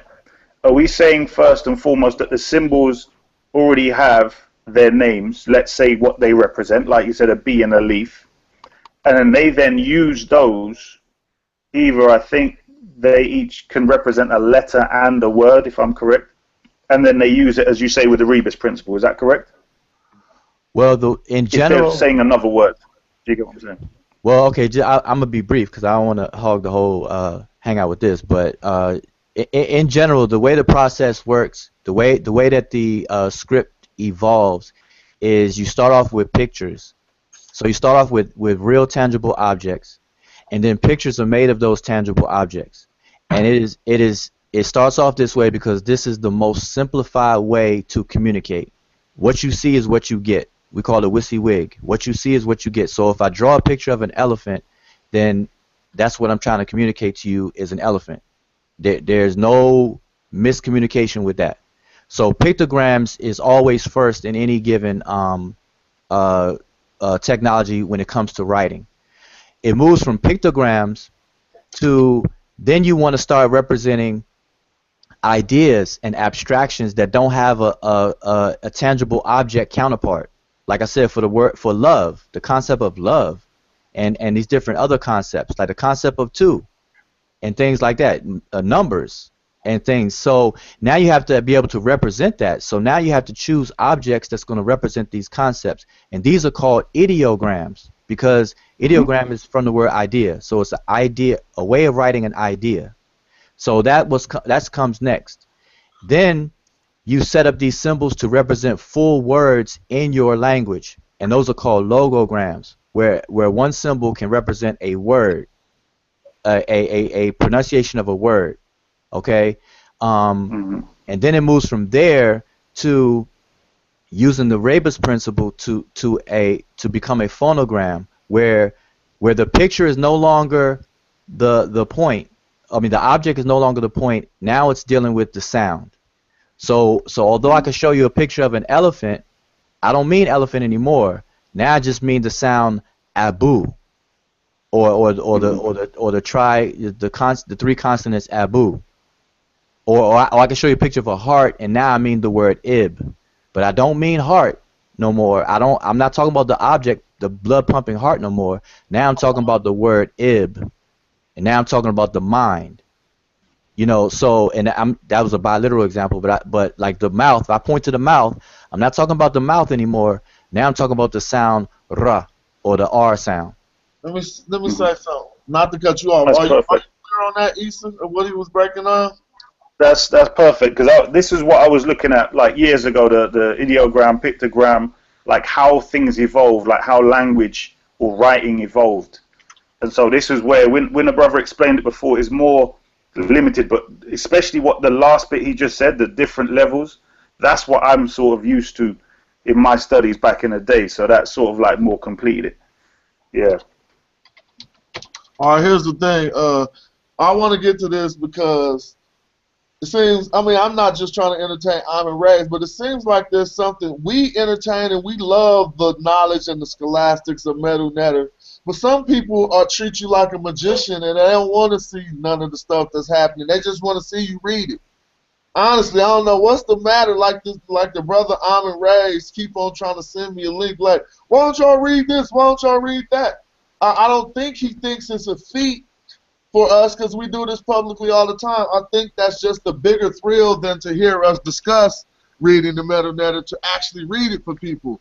And so I don't know how people feel about that right now, but I asked him, I said, put up your link, because I know we got more than enough qualified people in this group right now to work through most anything if he knew how to provide us with a complete text, and he probably wouldn't, because you can't tell when you're using Wiki. So I'm just saying, but I just wanted to speak to the fact that you know, a lot of people don't even really care. I mean, I know people care about the content of these discussions, but some people simply are razzle-dazzled with the so-called mythical, magical parts of reading Medu Neter.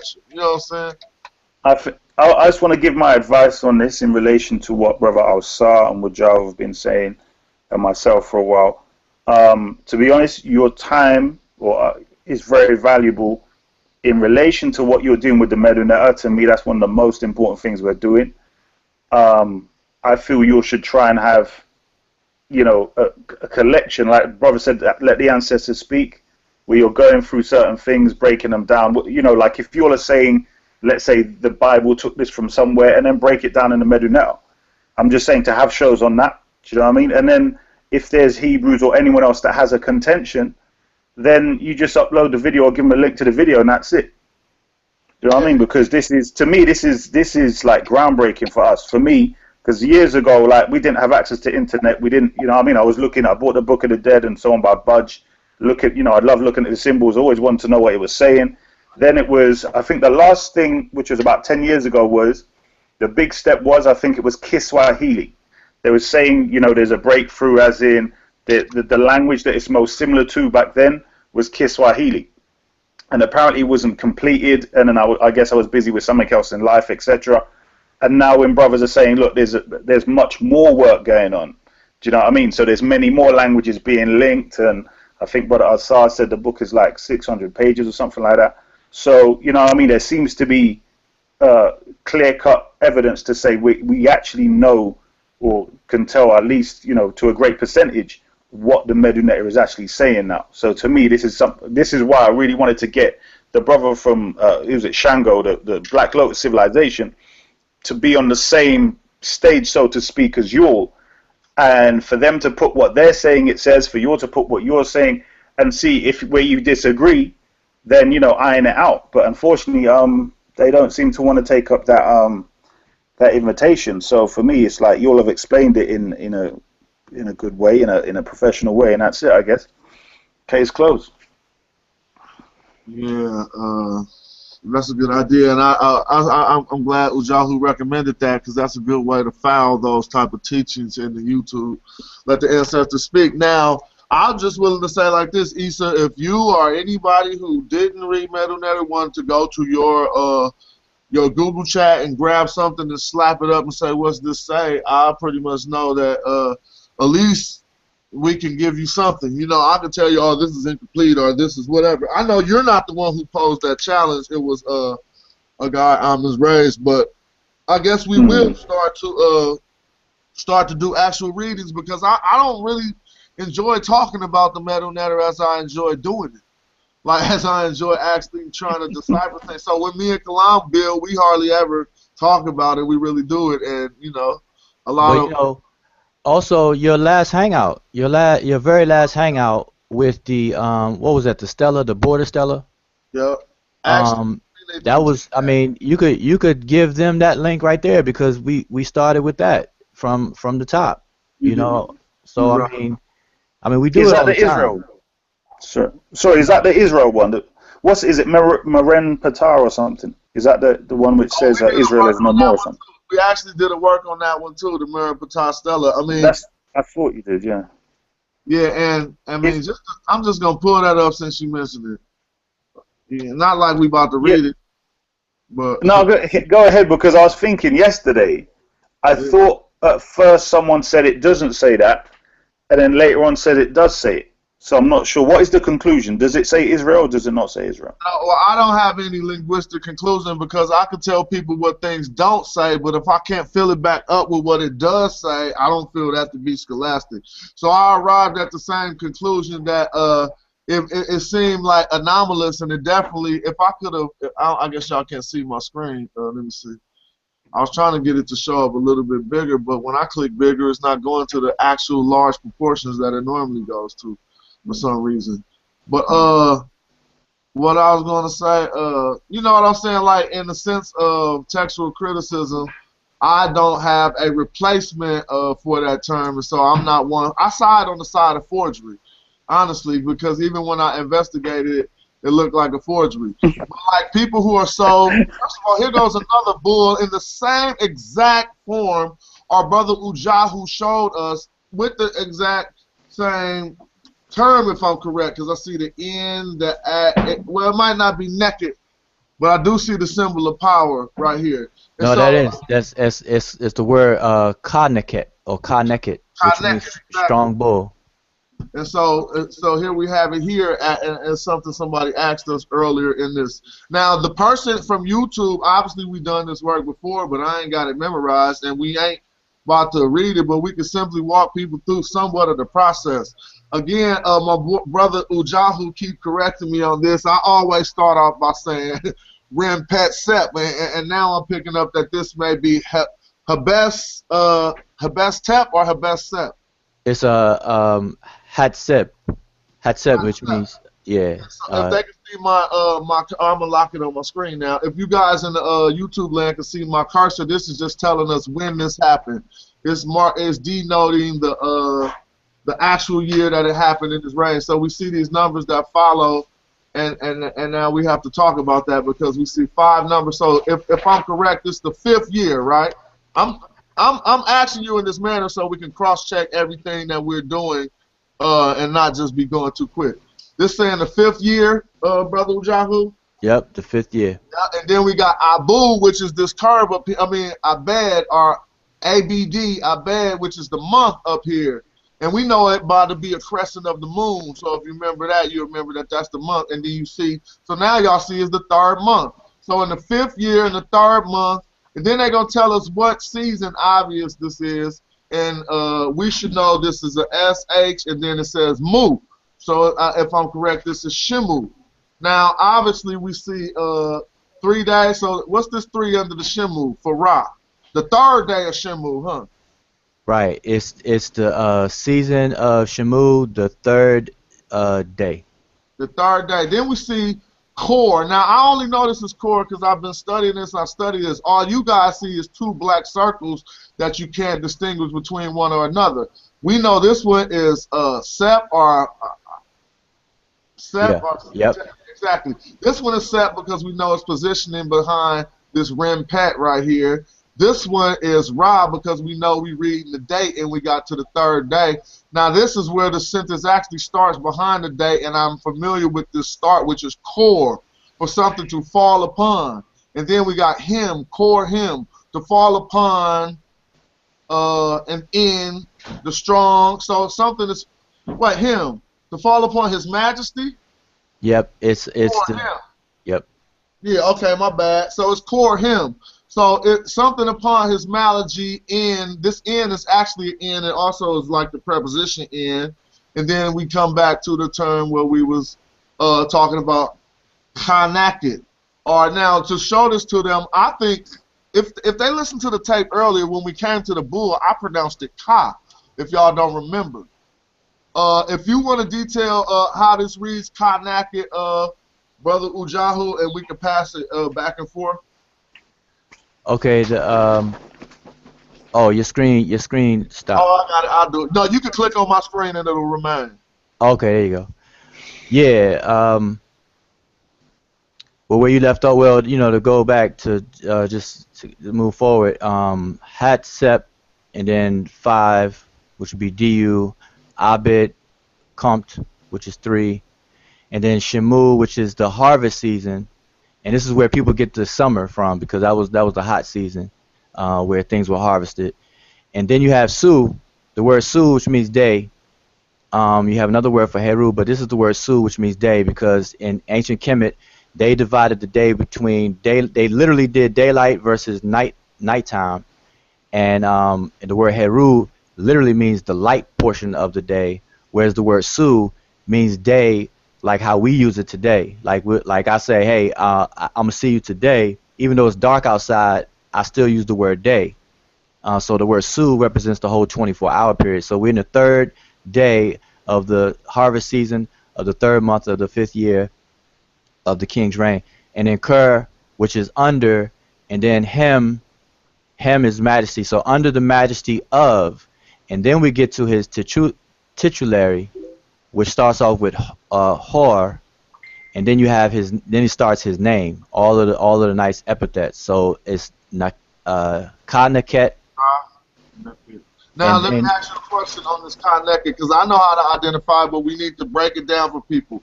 Because I said Ka was the bull. You identified the Hor, and I'm sure they see the Wajet hanging from the sun right here to know what that is. But this arm of strength, is this pronounced in the term naked? And why is this guy held in his hands up back here? Yeah, well, the arm with the stick in the hand is a determinative to show force.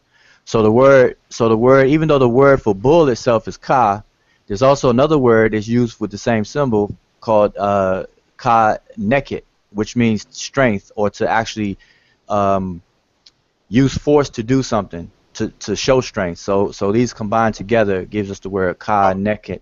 So can I ask you, is this hand with the symbol in it, and I'm asking for the sense of the instruction, is this hand with the symbol in it then using the Rebus principle that we discussed earlier to represent the term naked or not? Or how does that play here? Well, determinatives are more so ideograms to represent the idea. So like we can't draw strong. So the best way to draw strong is to show something that is a result of strength or something that produces strength. You know, so this wouldn't be necessarily the Rebus principle, but this would be how a picture is used for an ideogram. But in this particular case, the ideogram helps us to determine the word, so they call it determinative. So Isa, that may have helped you earlier. Yeah, that definitely did. And I was just go ahead. Somebody else could ask those type of questions. I just was playing the advocate or whatever. I was just gonna say, that's what a determinative is. It like assists in helping you determine what you're just speaking about, basically. Interesting. I mean, is this what we're dealing with here? Is this the old, what do you call it, the old kingdom language, or is this the middle? Or now that's a good question. I heard they're different languages.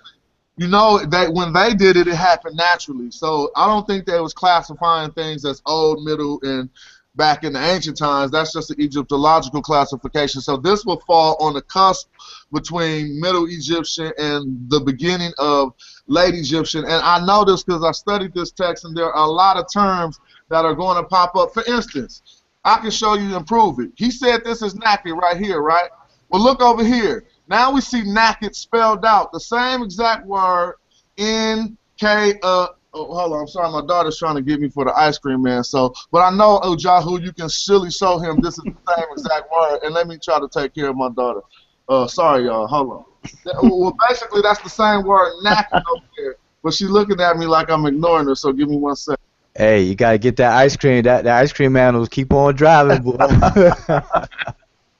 But, all right, while he's gone though. Okay, so so on the left. Is that clear though? Yeah, no, that was.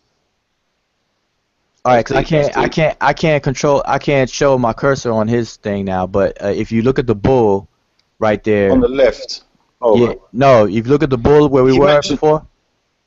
Yeah, I can see the bull with the arm or something, and then Ra on the sun, or a serpent on the sun. Yeah. Yeah. All right. Now go to the next column, next row down, all the way to the far left. Yeah. So you got the N or Nun, and then what's that thing below it? Is that a stick or branch? Or something? that's a stick or a branch, a piece of a branch of a tree, and that's the word ket. So together it spells the word neket. And right.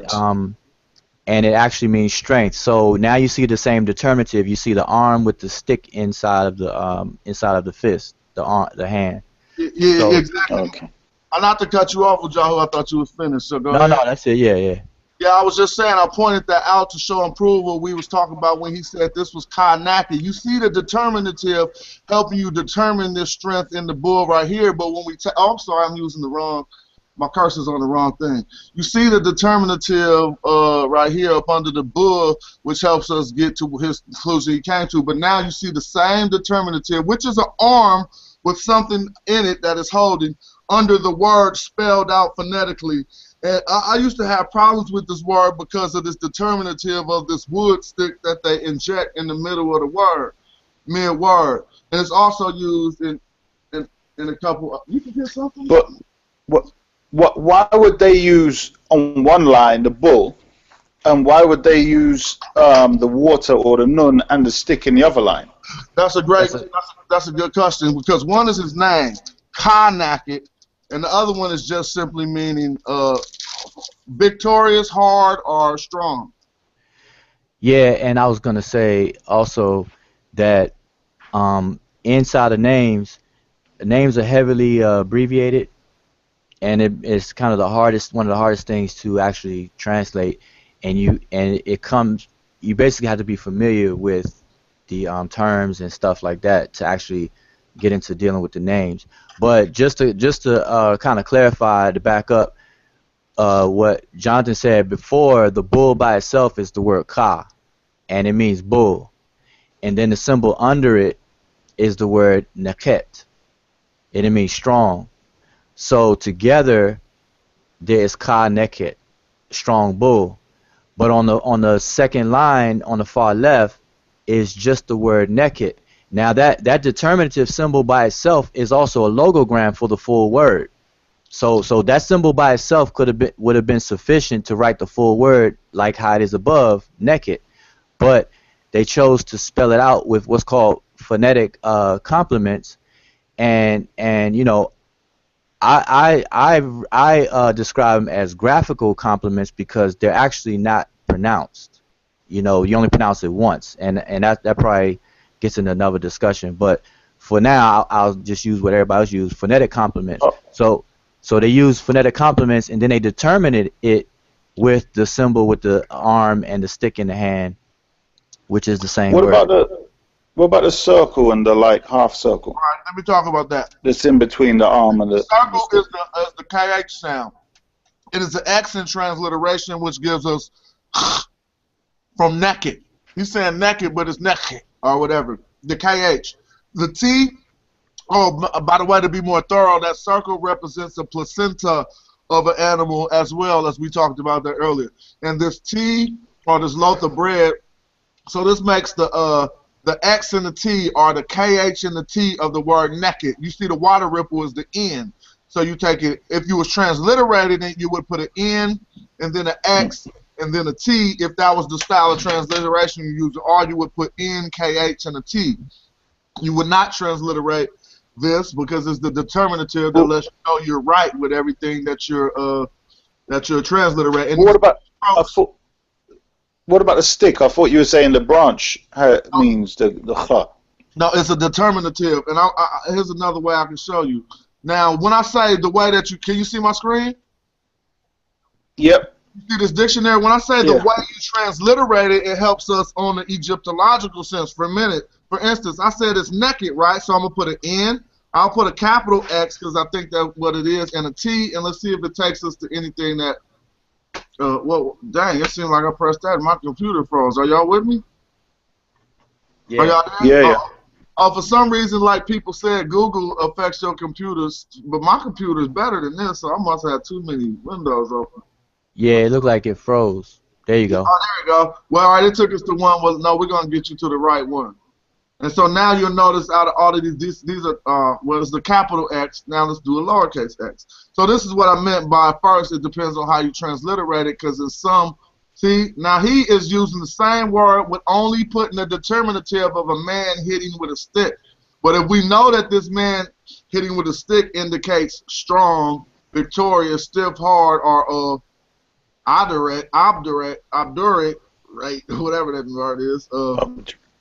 What is that? Let me just say something real quick. That example right there on your screen, it would be considered a logogram because it represents the full word. Strong. Naked. Exactly. Now watch, we're going to keep going through it. Now you see it in the other form that Ujahu just told you. We can recognize it in that form because it does not have to have the phonetic complements. But you see it still transliterated in the same exact way that we referenced. But watch out. Now there goes the other one. And as he said, it meant the mighty bull. And you see that now we can go behind our work and check that we didn't look in the dictionary first. We looking afterwards. Here it is in another form, beginning to appear in the form that we see it in, but they're going to get to it. Eventually, you'll see the piece of wood in the middle. Now the full word is spelled out. So actually, these dictionaries are very thorough because they'll show you the majority of the forms of a word until we just got to it right here.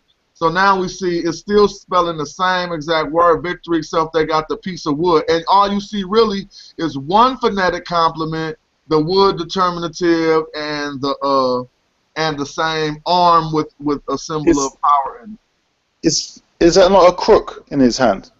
You know when they hold the crook and the flail on their chest? Is that not the crook?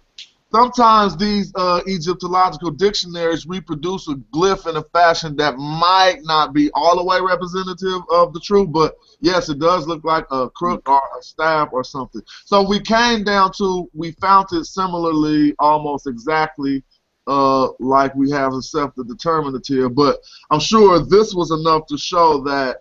Hey, scroll back up. Scroll back up. The stick is not affecting the translation. Hey, scroll back up. I want to point out something. Up or down? I'm going up now. Yeah. Keep going. Back to where you were. Yeah, right. Yeah, that one with the plural strokes under it. Yeah, that one right there. Well, what I was gonna say is that to another aspect of your answer to your question, Issa, is that some words are spelled slightly different because you're dealing with a different part of speech. Because you may be dealing with the verb to be strong, or to defend, or to destroy, or something like that, is one thing. But then when you want to show a completed action, because the verb is an action, but if sometimes you want to show a completed action, it may be indicated differently in the nuances of the graphemes, which are the glyphs themselves. So to go from something being to be strong to actually be victorious, it shows that a completed action is done. So it may reflect in the glyphs that way to differentiate a stative, which we call a stative, which means a state or condition after the fact, a completed act, or the verb itself, or the nominalization of a verb to make it into a noun. You know, just like the one down there. If you go down a little, right there, where it says champion. Now the word neckhead becomes champion, which is a noun. So it's no longer to be strong, but you can see the semantic connection, because to be strong, you become a champion as a noun to describe a type of person. Now, let me add just a little bit to what he said, because to show you how in depth we would attempt to go, I would easily, at any type of conversation any of us have, would point out the fact that the cat from this cat is the body, and in is the preposition. And so now we see why all the sense of this type of power is relating to somewhat of manly power. As you even see, it's an arm extended, like this is victory. What else could have victory but a human? You see what I'm saying? Powerful, but it's always going to be in the sense, and the majority of the time it's going to be in the sense of the body. Actually, I can prove it, because this is even the term used for an erect phallus. As you see, stiff, harden, or stiffening to become hard. But people didn't know the connotation for that until I revealed it. So just to show that even violent, you can't, only human things are violent, are confident. So the word in cat is really meaning quarter, like in the body or in the belly. And I'm not just breaking it down like that. That's just sometimes this is a part of our analysis that goes beyond what the dictionaries and stuff offer us, but having an extensive knowledge of the glyphs, we can simply corroborate that by getting other terms. No, that makes a lot of sense. That's, but here's the thing. Because I think it was Brother Wajal, Ando, Sar, and possibly yourself, Jonathan, that you were saying that they're three completely different languages, which is the old, the middle, and I think the last stage is Coptic or something. Or now if that's the case, go on. No, I thought you. No, I was going to say, which one are you all using? Because apparently they're totally different languages. Well, so see, are you that's learning the old one? When we get on this level, that's an argument we have amongst each other, and we have different contentions on that argument. And so, if you want to join in with your own stance, you would have to, not you, I'm saying, but if one wanted to join in, they would have to have their own standpoint. And my standpoint on it is that, I don't want to start this argument now, because I tell you, me, Ujahu, and Asar could argue on this for the next month or whatever. So it kind of like subsided a little bit, so I don't even want to open it up. But I'm of the theory that they are more closely related than some of us who may think push them further away. And I'm not saying that that's their stances; they can speak for themselves.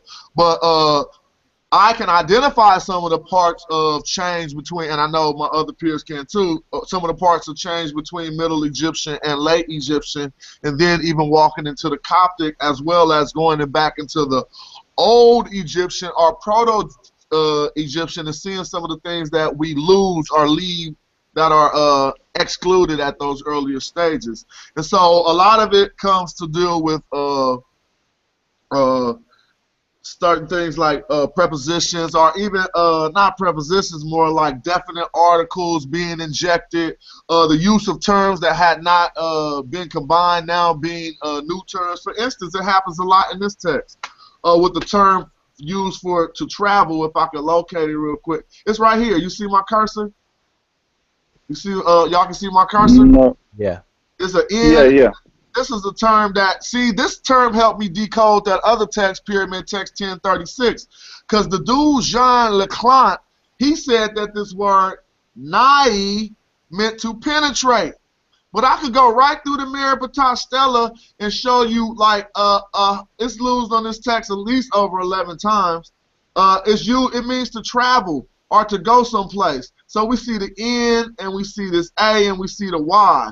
And again, we always like to corroborate the things we're saying with a dictionary, because people could just think we lying or something. So I just type in the word bow, it popped right up, but it says these, right?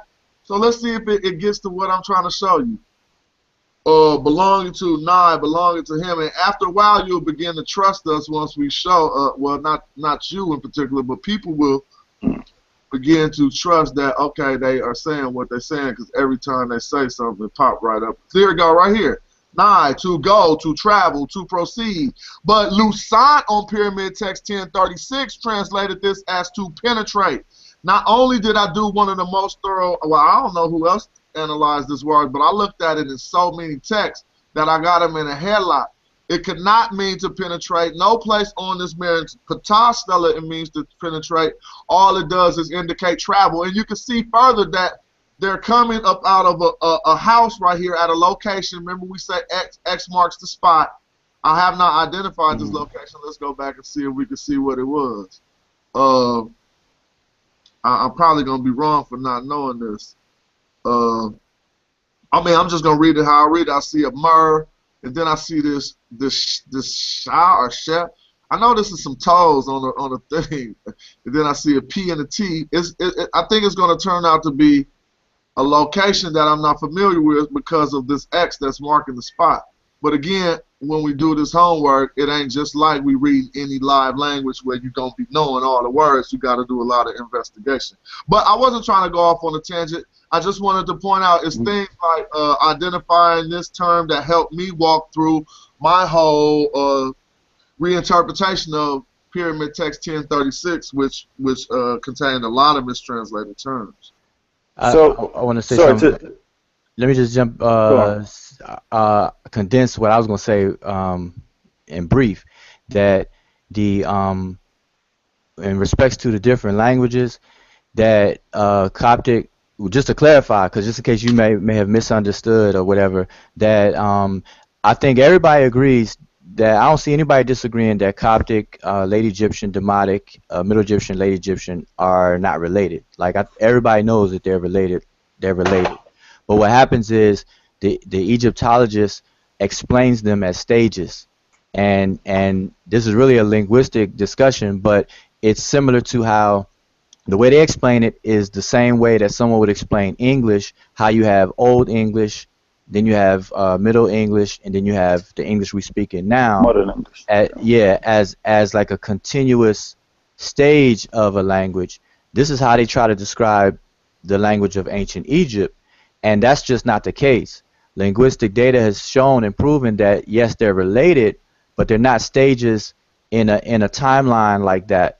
They're actually Old and Middle Egyptian is a continuation of the same thing, and there's data that shows that all day, every day. But then when you get to Late Egyptian, Demotic, and Coptic, that's a separate grouping. So they divide it in half. The linguists divide it in half, but the lay persons will still you still say, hey, you know, the Coptic is the last stage of the language, and so on and so forth. But no, Coptic is a later stage of a secondary grouping of the language that is related to Middle Egyptian and the Old Egyptian side. So you got Old Egyptian, Middle Egyptian classified together, and you got Late Egyptian and Coptic classified together. So let me just to compare to the English. So the Old and Middle Egyptian are comparable to Old English, Middle English, and Late. The way how English has evolved is the same how, or changed, is the same way how Old Egyptian and Middle Egyptian, their relationship. Is that correct? Like they've developed over time or changed over time because of time period and how things change with people. Like is that correct? Yeah, that's correct. We could show a continuum between Old Egyptian and Middle Egyptian. We could show a continuum, just like how we could show between Modern English and then, you know, the Old English. Okay. Yeah. So when you get to Coptic, hello? No, Yeah. go ahead. When you get to when you get to like Coptic, is it because the brother mentioned the definite article and so on? Is it because, let's say, people have taken over, they've taken over for so long, and the language is more or less changed because the whole culture and so on and so forth? Is it that kind of change we're talking about? Exactly, and it's funny because, man, a lot of stuff we talk about is in my book, man. That's why I'm really pressed to get this out, boy. But I discuss it in the first part of the book, where I talk about the language history, the name, and the language family, and so on and so forth. So I'm just gonna it's not that long. I'm gonna read it. Share your book so we can read along if you don't mind, if you can. All right. Let me do that. I'm gonna get to the page because I don't want to be long-winded with it. I'm trying to get right to the page. Okay, yeah. All right. Let me share my screen. Yeah, because I don't want to be too long with it. All right, so y'all can see my screen? Not yet. Yep. I don't see the. You see it? Oh, yeah, I see it now. If I Okay. tap on it, yeah. All right, can you see where I'm starting at right here? Yeah, 1-1. Okay, yeah. All right, so I'm just gonna read this because it's only 2 pages. So I'm gonna just gonna read this. This is where I discuss the name of the language. So to follow along, when speaking of language in general, both the spoken and written forms are usually being referred. However, there are times when one or the other becomes the focus. For the purpose of this book, distinctions will be made when necessary to eliminate ambiguity. For convenience, the languages of ancient Egypt are generally referred to as Egyptian by Egyptologists. What is known today as ancient Egypt was called by a different name by its original inhabitants. One of the names the people of ancient Egypt referred to their own country was Kemet, which means fertile land, and themselves as Remich, which means the people, or Remich in Kemet, or Remich ni Kemet, excuse me, which means people of the land. Kemet was a polity resulting from a formation of a confederation of smaller communities where the ancestral people of Ta Shimo, which means upper land, and Ta Mehu, which means lower land, unified the two lands, also known as Sematawi or Sematawi, and that word means unification of the two lands. I'm up here now, if y'all can follow me. Then I'm going on to say, the Remich called their national spoken language Ra Ni Kemet, and it means speech of Kemet, as well as Medu Necher, which underwent changes depending on and this is to answer your question. I'm gonna repeat. The Remich called their national spoken language Ra Ni Kemet, as well as Medu Necher, which underwent changes depending on the dominant dialect or language in use during an era of time. So, just to reiterate, I don't have to read any further. But what happens, what I'm explaining further as well, is that the national language was given the title of Ra Ni Kemet at all times. But what that national language was depended on the dominant dialect or language of a given era of time. So in the Old Kingdom and Middle Kingdom, it was called Ra Ni Kemet, but it was a particular dialect or language that was being used. Then when you get to the New Kingdom and late Egyptian, it was still called Ra Ni Kemet, but it was a different dialect or language being used. But it shared the same name as Ra Ni Kemet. And, Okay. and these are related languages, but they are different. And the differences are divided in two groups, one being Old and Middle as one group, and then you got the Late and the Coptic in another group. And the data can show what When these you differences are. sorry. Go ahead. That's it. What one is before I get to my next question, no, because that's very interesting. When you say Ra Ni Kemet, it's the speech of Kemet, as well as Medu Necher. Is the Medu Necher the writing? From what I know, it's the Matut, which is, as far as I know, is the word, and the Rani is the spoken. So are we dealing with two different? Is one talking about script, or can they be interchangeable, or is it that the Medu Necher can refer to both the speech and the writing, whereas the Ra Ni Kemet only refers to speech? Okay, well, oh, sorry. No, I was gonna ask, just can I add something to that, and then you can get it over. I was gonna put it how I assume it, and it's not too long-winded for me.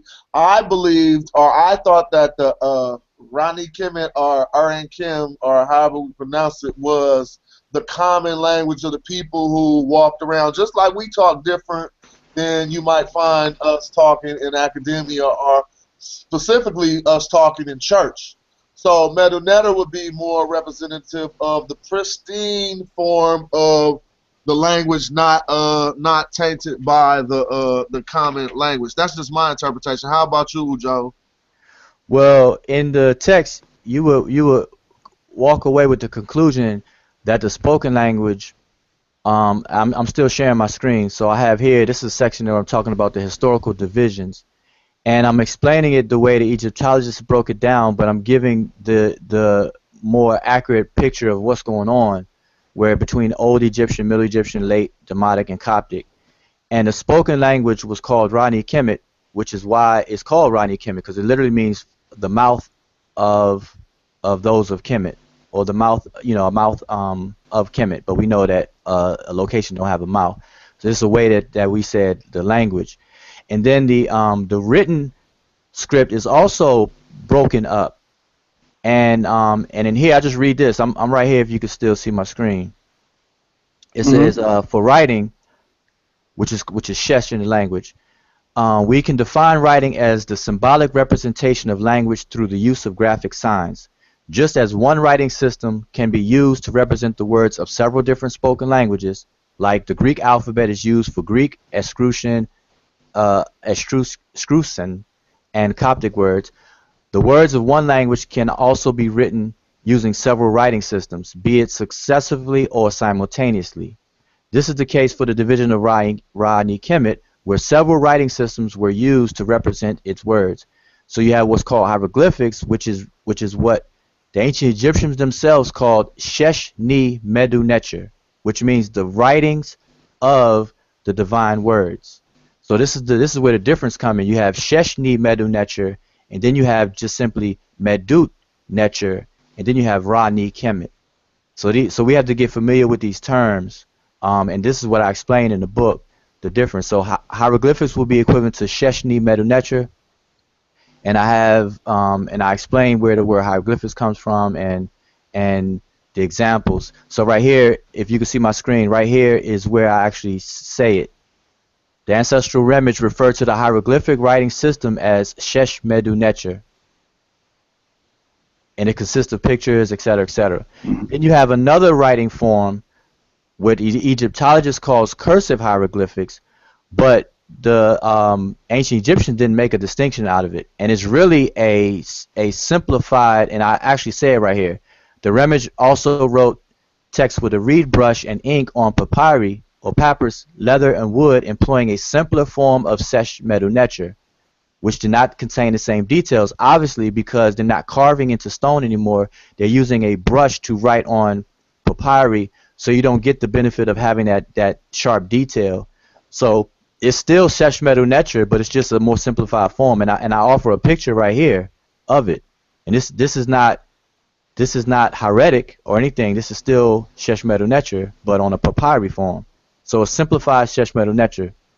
Then you have hieratic, which you lose the imagery more as we go along. So hieratic would be considered the cursive Medu Necher. So I'm showing the difference between what the Egyptologists call it and then what's actually going on.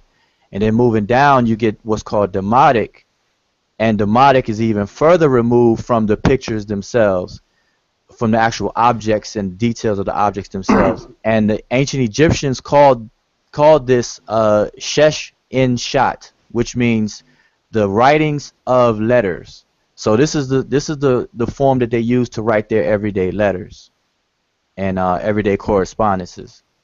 So they have terms for this, and knowing the terms will help clarify what's what. So Rani Kemet is a spoken language, and anything with the word Shesh in it is dealing with the scripts. To add to that, I don't think you put the periodization that I don't think you periodized Demotic. You just said it was the popular language. Did you say that it was the later popular language?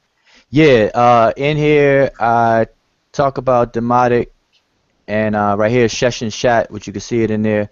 And I actually give the dates. The first right here, I'm gonna highlight it so you can see it on the screen. The first Demotic text appeared approximately 650 BC. That's great. That's good to know, so people can keep it in context that when Demotic was around was after the last dynasty, 25th dynasty of Kemet. or after the last traditional Black African dynasty of Kemet, because that would end at about before those times, 650 BC. So that's something I had to challenge someone on before, because I was like, well, which proved to me that any authentic Kemetic civilization knew Demotic.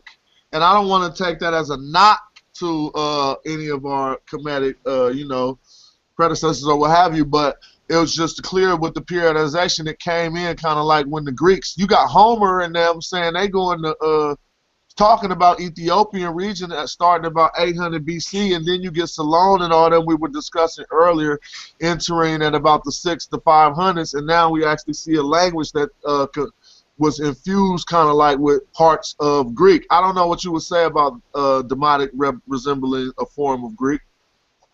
Well, just to clarify something I didn't say before, is that what Egyptologists call hieratic was used parallel to what we call the Medu Neter, the formal Medu Neter or Seshni Medu Neter. So they were just two forms simultaneously being in use at the same time. When Demotic comes on the screen, that has a birth date of 650 BC and was used from there after.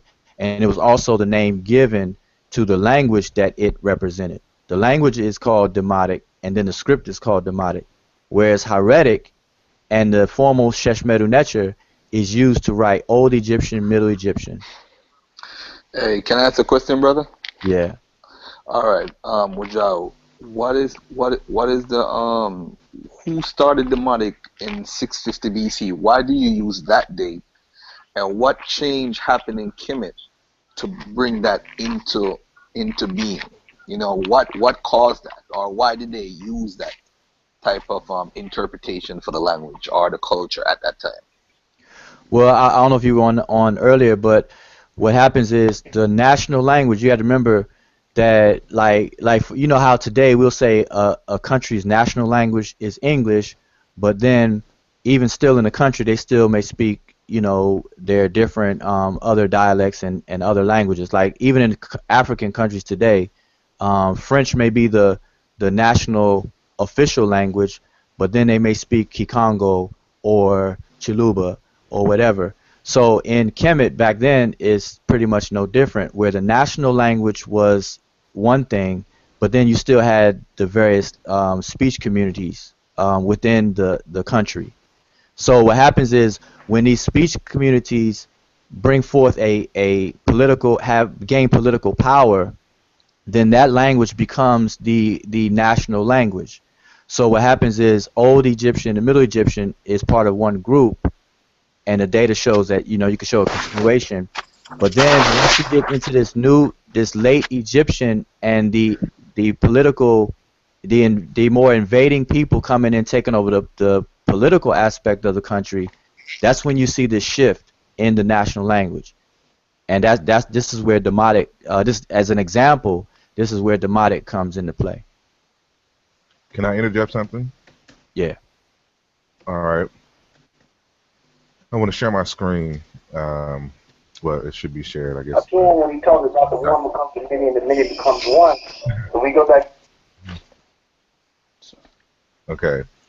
I wanted to interject this earlier, but I guess this is a good time to interject this as well, so that we can see, you know, even within the mainstream field of Egyptology, they're presenting you information that would have you to raise questions. And this is an Egyptologist and linguist by the name of Helmut Sattzinger, a European. And he has an article in a book, The Egyptian and the Semitic Languages. Now, he thinks that there's a real close relationship between Semitic and Egyptian. And, you know, we totally destroy that all the time. But outside of that, he says something very potent that we should keep in mind when we're talking about the Egyptian language.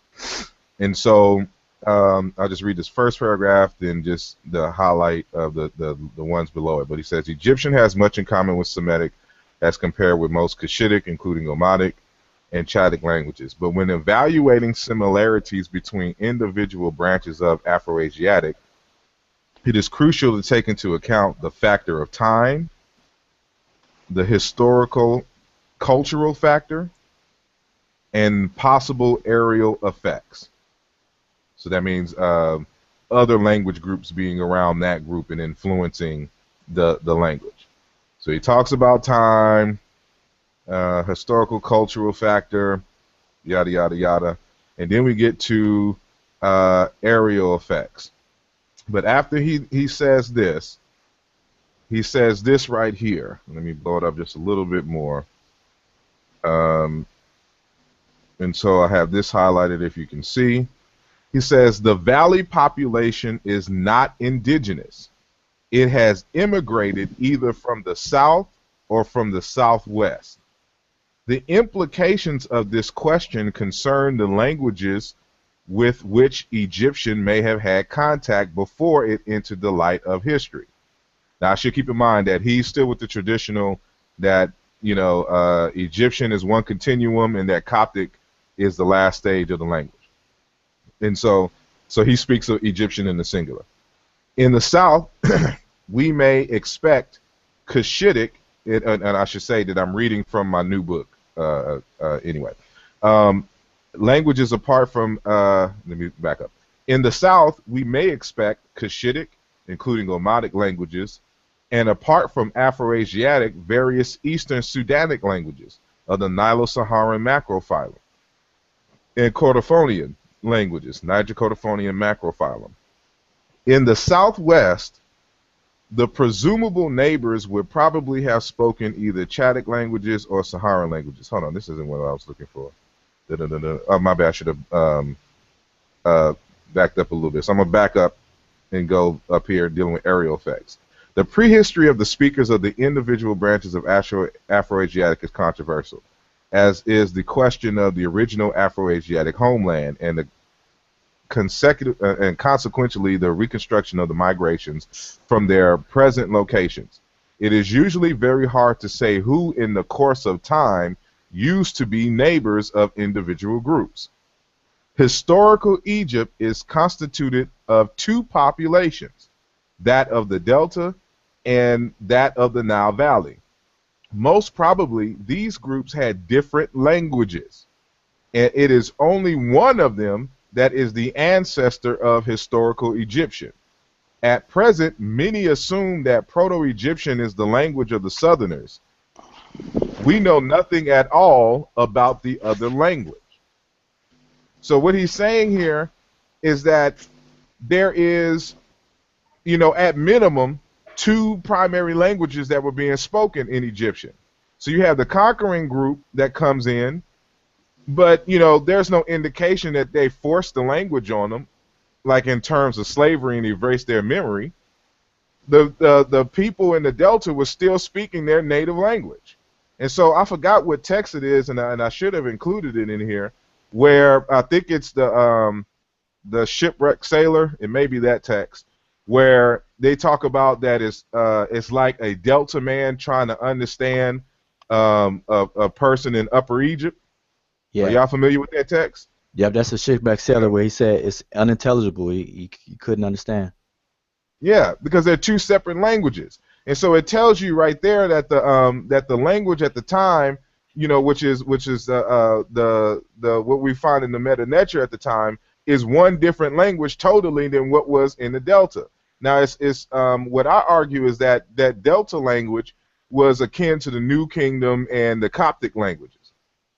That was a language, and so after the Middle Kingdom, the original invading group, lost cultural control, and then this other group of individuals came into being, which is why it's such a drastic change in New Kingdom versus Middle Kingdom, because it's not that long, between the gap between New Kingdom and Middle Kingdom. So it's not that great of a distance where the languages could have evolved so fast in that way to where certain grammatical functions, even an increase of Meta Neter was necessary. And so just on minimum, there was at least two languages, and so we can detect this actually in the script. And so now Now, when we talk about Mboli, for example, when he's doing his larger language family of Negro Egyptian, he notices that the same cognate words in certain languages have a certain shape that does not exist in other languages.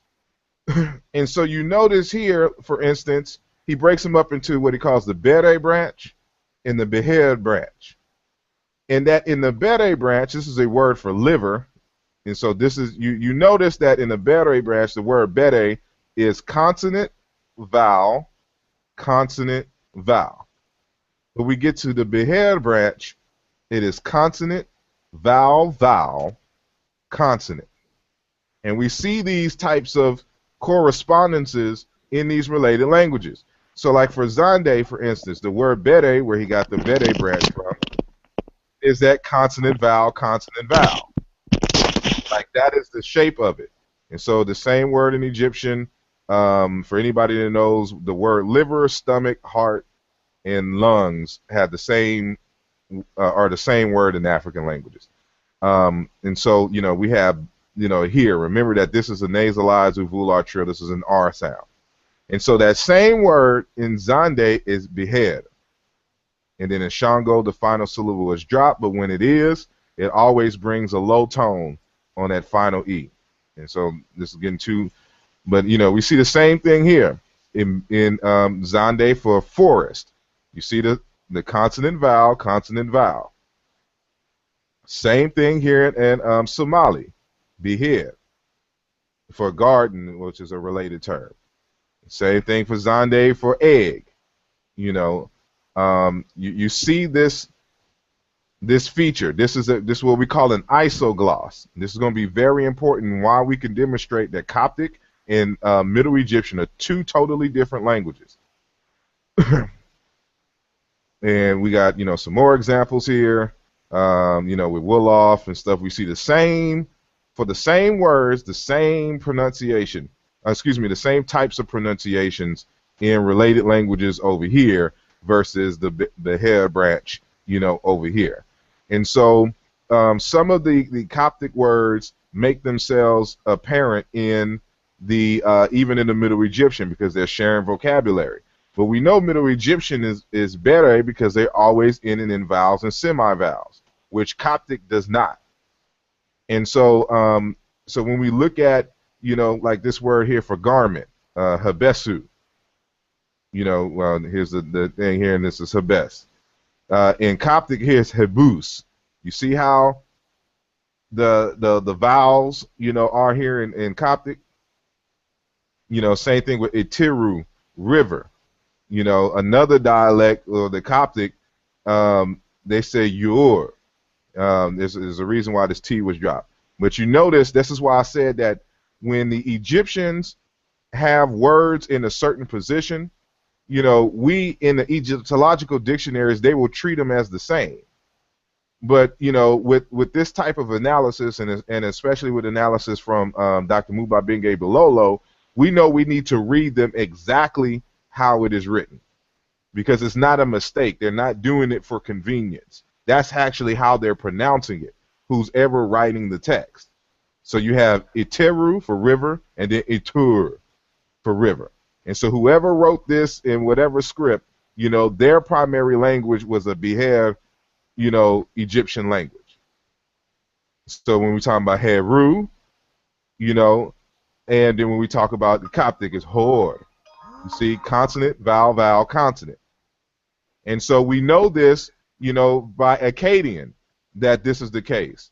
Because when the Akkadian, you know, wrote certain words into certain areas, they wrote them differently.